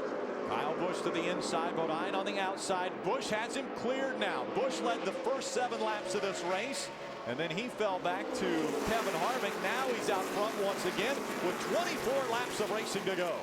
Now Hornaday's going to get to the inside of Todd to try to take over that second spot. Todd hung to the outside. Jason White now would like to do the same thing. Hornaday takes second away. Now he's got his sights set on Kyle Busch for the lead. What a strong run for Jay White. He's down on the inside of Todd. Todd just able to clear him as they got down into turn number 1. David Starr also with a strong run today, running in the 6th position. Eric Almirola just behind Jason White at 51. Todd Bodine now has slid back to the 3rd spot. Jason White running 4th. Kyle Busch and Hornaday separated by 0.2 of a second when they cross the stripe. But Hornaday all over the back bumper of that 18. You know, Ron Hornaday would love to get up there and beat that 18 truck head to head. We've been wanting to see that all year long. Somebody go up there and take it away from those 2 guys, and Ron Hornaday's the guy that I think can do it. We talked about his dominance over the last 10 races on the short tracks. Here he is again, right there trying to win the race. These 2 drivers have never won in the Truck Series here at Martinsville. Kyle Busch trying to end that statistic, and Ron Hornaday as well. Kyle got off that corner extremely good there. Ron will try to get that back as they enter the corner, but it's hard to maintain and sustain that momentum when you drive in the corner so hard. That's where he seems to be really gaining on Kyle, down into the entering the corner, but then on the way off, like you said, Kyle Busch drives away from him. Adam Alexander, what's happening with our leader? Well, he's been very quiet on the radio, Rick. They feel much better about the truck now than they did in the middle stages. But I want to go back to something we pointed out prior to the green flag today. And now we have trouble on track. Austin Dillon around. Austin Dillon hold it a minute. backs it up to the turn 2 wall. I'll tell you when to go. And the caution comes out once again. It's the 9th time the caution has come out at Martinsville for the trucks. Austin Dillon was running 12th when he spun in turn 1 and 2. They're going to come get some tires, they said. Put tires on it, up one on the right side track bar, fill it with gas. I'd say also work on that right front corner, try to maybe get a little bit better aerodynamics over there. See what happens down here. There's Austin Dillon as he drives down the corner. Oh, Jason Bowles was in a battle with Matt Kraft, and Matt able to get in front of him. Jason went back down to the bottom of the racetrack. Austin had already committed, and they make a little contact. Here it is again going down into turn number 1. and this is a big break for Kevin Harvick. He'll get our Aaron's lucky dog and back on the lead lap. We know he's got some fresh tires. Does he have time to get up there and race for a top 5 finish? It's James Busher riding along with him. That's what he saw just in front of him. That just circumstances there. You know, those 2 trucks battling ahead of Austin, and it just cut his momentum off, and around he went. And remember, Austin had already committed to driving in the corner as hard as he could drive in the corner. He did not know that the 15 of Jason Bowles was going to cut to the inside after the 88 got by him. On pit road is the 3, and the Aaron's lucky dog, as you mentioned, Michael, goes to the 2 of Kevin Harvick, so he will be back on the lead lap. That will put 23 trucks on the lead lap. We have just 17 laps to go from Martinsville. It will be a shootout. Stay with us. Welcome back to the Kroger 200, presented on Speed by Aaron's. Kyle Busch with a great restart. Right behind him is Ron Hornaday in the 33. Those 2 trucks have given themselves about a 5-truck cushion over 3rd place Todd Bodine, but now Jason White looks to the inside for 3rd. Great side-by-side battle for a moment between Todd Bodine and Jason White. Look at all the damage on Johnny Sauter's truck, the 13 truck. Yeah, and they're posting the 13. They're afraid that that debris is going to come off. Ready. Get bear bond. It needs to spin out or something. It's about to fly off of that truck, so they'll black flag the 13 and tell him he needs to get to pit road to fix that 13. Look at all the damage to the back of that truck. That's what one of these trucks looks like. On the inside of that, inside. The You deck see the fuel cell, you see the fuel line, fuel filter in there. He's hoping that thing will blow off. How about Ron Hornaday? 33 battling for the lead. Kyle Busch has the top spot with 10 laps of racing to go. The 13 truck of Johnny Sauter got the black flag with a right cross, which means they pulled his scorecard. Oh, and into the back of the 13 is the 7 of Justin Lofton. Wow. The 13 trying to get onto pit road, and a lot of damage to the left rear. John Along and Kevin Harvick both go around down in turn 3 and 4. And the caution will come out again. Under 9 laps of racing remaining, the caution comes out for the 10th time. Johnny Sauter was trying to get Justin Lofton to push that piece of debris off the back of his truck, and Justin got plumb serious about it. He ramped right up on top of him. There's a rear bumper bar for Kevin Harvick. It's like he thinks. And not happy with Justin Lofton now. Kevin will have to come to pit road to take that bumper bar off. But he's already back on the lead lap, so he will be able to line up with all the lead lap trucks. Last time he had to start behind him because he was Aaron's lucky dog. Now you see Sauter is brake checking Lofton a little bit here, just trying to get him to rub that piece of his truck off the back so he doesn't have to pit. And Justin finally gets enough of it. And rides right up the back of it. And I guess that when he comes back on the track, he must hit Harvick. You can see they go into the corner side by side, hits Harvick and spins him around. There's another view.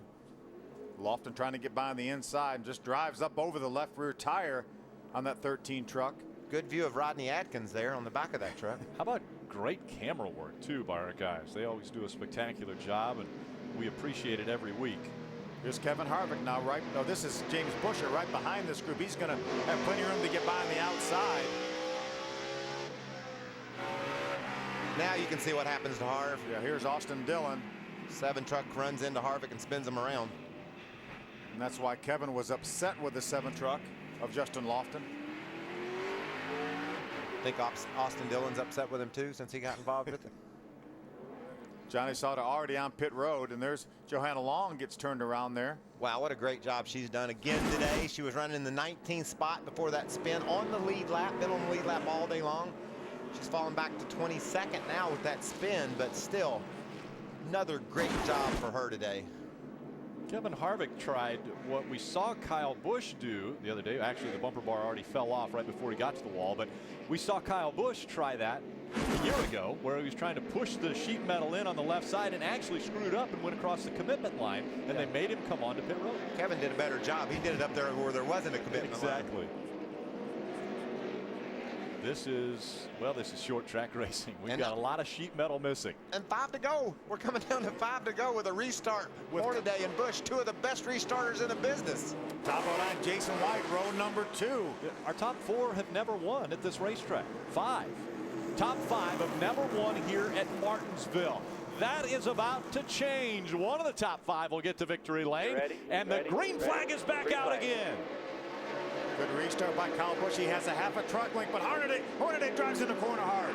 Hornaday trying as hard as he can to get the lead coming out of turn number 2. Kyle Busch strong back into the gas, and they're side by side going into 3. Hornaday grabs the lead for a second. He's going to stay with him, stay outside, side by side. Hornaday actually has the lead. Hornaday, the leader at the stripe as they cross, and Hornaday powers it while we've got the 24 around once again. That's Cody Kembensi. And the caution not out yet. Oh man, we don't need a caution. Caution comes out now as the leaders come by. Cody Kembensi. Who's the leader?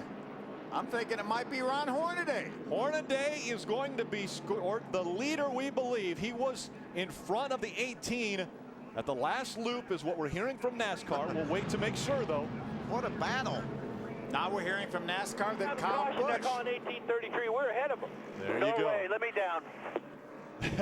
There's no way let me down. That's crew chief talk. That's Butch Hill said, let me get down to argue this case. Now they're correcting it. 33-18. 33 in front of the 18, and look at the team celebrate. You know, I've always said Ron Hornaday is really good at getting through the gears, but what I like most about him is the way he runs the 2 or 3 laps after a restart. He can just charge those corners and drive his truck harder than it seems anyone. And when you outrun Kyle Busch on the outside at Martinsville, I think that's pretty good proof that you're on your game. No way should that truck have stuck as hard as he had to drive it in the corner, and yet he was able to stick. Kyle would gain on him some through the center and up off, but Hornaday would stay there. If someone was teaching you how to drive Martinsville, they would say, okay, watch this 33. Don't do any of that.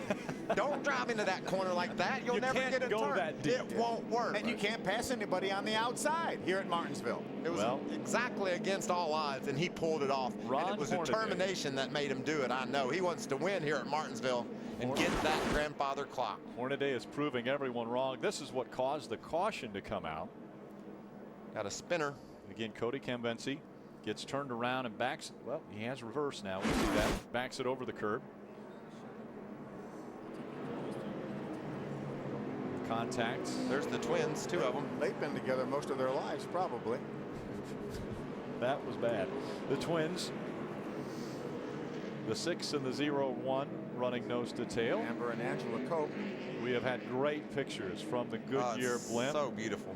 Go to Goodyear.com to show your thanks for helping support our troops. Goodyear, the official tire of NASCAR, and giving us great views today from Martinsville on a gorgeous day. No clouds in the sky. One of the best sponsorships ever in NASCAR. You get these hot dogs here at Martinsville, and Tums sponsors the track. If you eat enough of them hot dogs and you don't have a bottle of Tums, you got some real issues. Aaron's lucky dog goes to Johnny Sauter in the 13. That'll put him back on the lead lap. That'll mean 23 trucks. Where's the rest of his truck? Where's the rest of that truck? That is a cutaway truck. Now let's go down to Ray. Guys, keep in mind, Todd Bodine very, very tight on fuel. They were talking about being able to make it to the end, no problem, but without a green-white checkered. We're going to go green-white checkered, and the 30 may not be able to make it to the end. Could be a big points implication here. Krista? The 33 team told Ron Hornaday, whatever you need to do here, Horn, to win. Ron Hornaday's reply on the radio, I don't need a pep talk. No, we can tell that, Krista, by watching him drive that truck.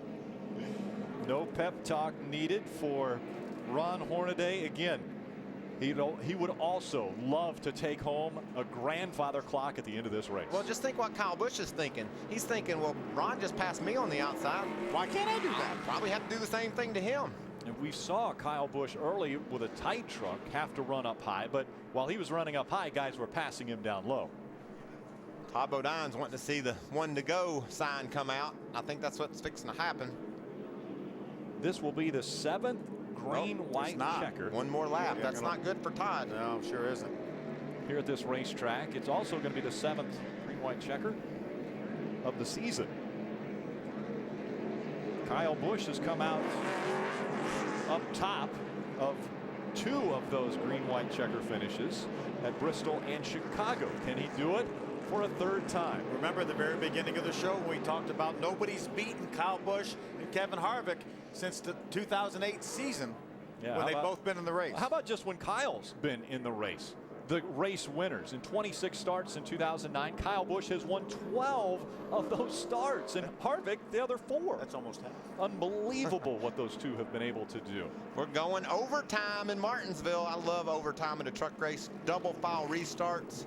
And remember, not just one time. We have 3 attempts at a green-white checker finish, and that's not what Todd Bodine wants to hear. But that's a good possibility here at this racetrack. As close quarters as we are, there's a good possibility that we may have to go more than 1.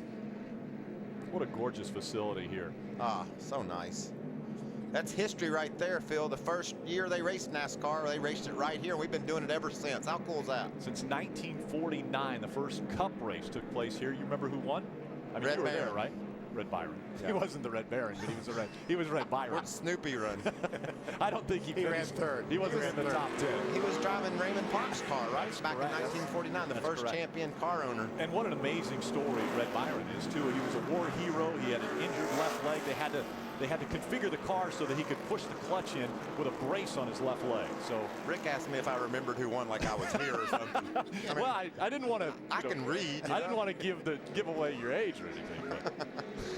Here we go, boys. Oh, my goodness. We have got a great one. Again, it's the first attempt at a green-white checker finish here at Martinsville tonight, or today, this afternoon. We've got Ron Hornaday on the inside. We've got Kyle Busch on the outside. Don't count out Todd Bodine. He's on the inside of row number 2. Jason White on the outside of row 2. Almirola and Skinner making up row 3. I'm not counting anyone out. This could get crazy with those two trying to win this race.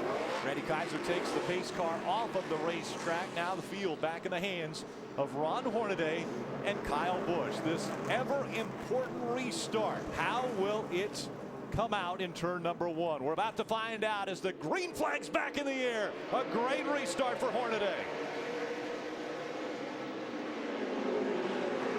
Up the racetrack goes Kyle Busch in 1 and 2. Todd Bodine has his nose underneath the 18 until they go down the backstretch. Hornaday with a 1-truck lead as they come through 3 and 4. Out of turn number 4. White flag goes in the air. The next time by it will be official. Hornaday and Kyle Busch 1 and 2. Right now Hornaday with a 2-truck length lead. It looks like it's all his. Ron Hornaday looking for his first ever win at Martinsville Speedway. Will he hold on? Coming out of turn number 4. Guys, I won Martinsville. Hornaday, yes, you did win Martinsville. How about that? Did you hear Hornaday when he came off turn 4? How about that? I won Martinsville. What a great finish for Ron Hornaday. Burn it down, Ron. Burn it down. And he had to work for this win. You boys. If it wouldn't have been for him challenging Kyle Busch on the outside on the last restart. What an amazing job. He would have never won this race. You're not supposed to be able to do that, Rick, at this racetrack. He was battling with Kyle Busch on the outside around this racetrack for 2 laps and got out front. Krista. With the winning crew chief, and for the first time, Ron Hornaday wins. He's on the radio right now at this moment saying unbelievable. Butch Hilton, how did he do it? That's great. He's such a great short track driver, and man, it's a blast to work with him. I can't say enough about KHI. All the guys there, they work so hard. We've been getting our trucks better. RCR chassis in Victory Lane here, and our ECR motor. Kevin and Delana, Armor, Vienna Sausage. They don't burn that one down, I guarantee it. So I can't wait to see him in Victory Lane. What a great day for us. Welcome over to the 33 truck. How's that for the first one? Start. Thanks. What a great win for the 33 team. Again, this was one track that Ron Hornaday had not gone to Victory Lane, and with so many wins, it's his 47th career win in the Truck Series. He just continues to set the bar even higher for the guys coming up through the ranks. It's the first win, though, here at Martinsville. How about the 7? The 7 and the 2 are not happy with the 31. No, everybody's mad except Hornaday. Well, the 2 is mad at the 7, and the 7 is mad at the 31. Take a look at this, though. They park right next to each other. Harvick decides, I'm not happy with the 7, so he rams into the back of him. And then they have to have a few words. I'm surprised. This is pretty much just Martinsville. Yeah. I mean, we kind of see this all the time. Yeah, Kevin, we call him Happy Harvick, but I'm not so sure he's happy right now. Maybe a little frustrated, but has a smile on his face to. Well, we'll go down to Adam. Adam? And if you've been around Kyle Busch much at all, you know what position he expects to finish in no matter what level he's racing at. Came up a little short today. What was the difference at the end, Kyle? Just Hornaday was a little better than we were today. Both the Harvick trucks were, we just didn't quite have enough, but gave it all we had. Real proud of the guys. The Z-Line Designs Tundra was good, just didn't quite have enough turn there at the end to make up speed through the center of the corner, and they beat us. Thanks. Good luck tomorrow. Well, I don't want to say I told you so, guys, but I wonder for 2 years, if Kyle Busch or Kevin Harvick were in the race, both of them in the race, no one has ever been able to beat them. And now it has happened. Ron Hornaday. One of the greatest truck racers ever. Yep. Ron Hornaday brought that stuff to an end right here at Martinsville. Krista, how's Victory Lane? Pretty good indeed for Ron Hornaday as he gets adjusted in the truck, and he's made a fist pump right as he pulled into the makeshift Victory Lane here at Martinsville Speedway, right out on the track. His fist went in the air. Now the checkered flag.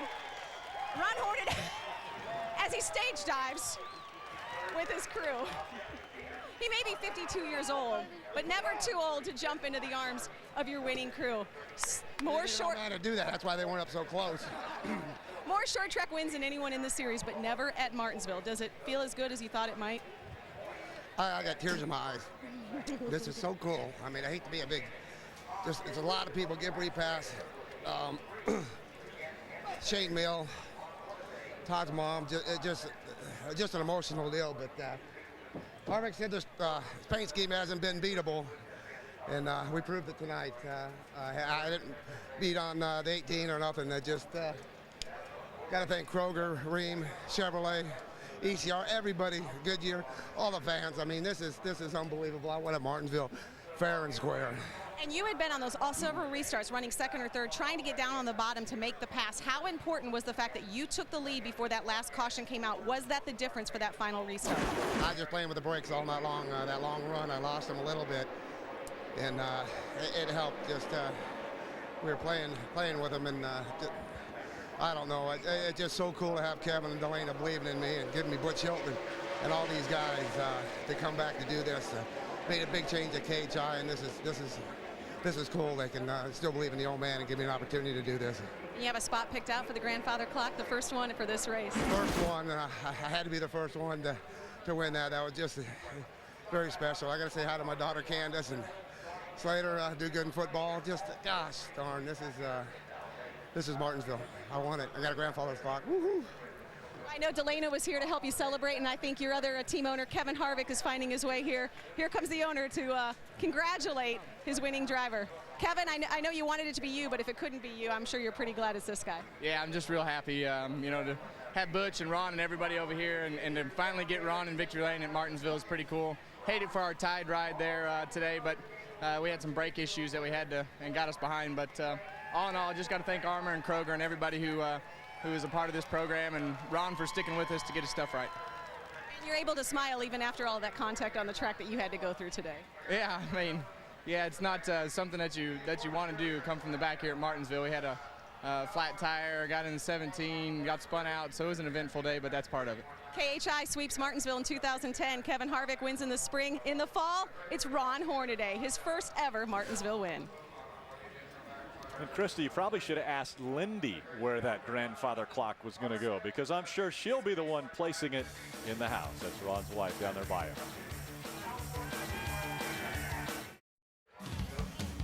Welcome back to Martinsville, Virginia, Martinsville Speedway. Let's take a look at our Dodge save of the race today. This was actually a Chevy that made the Dodge save, but man, what a Dodge save it was, right? Timothy Peters in all sorts of trouble down the backstretch. He finally gets it righted, but they're three wide as he tries to get back in line, makes contact with Matt Crafton, hard contact. Unfortunately, Timothy gets in the wall, but Matt Crafton just does a nice job remaining in control of that truck. What a great save. Yep, Crafton, that's our Dodge save of the race, and that is the famed grandfather clock that will go to the Hornadays. Adam. No doubt, Rick, it's been a tough day emotionally for Todd Bodine. You must be proud of yourself and this race team for a top 5 finish at a very difficult racetrack, Todd.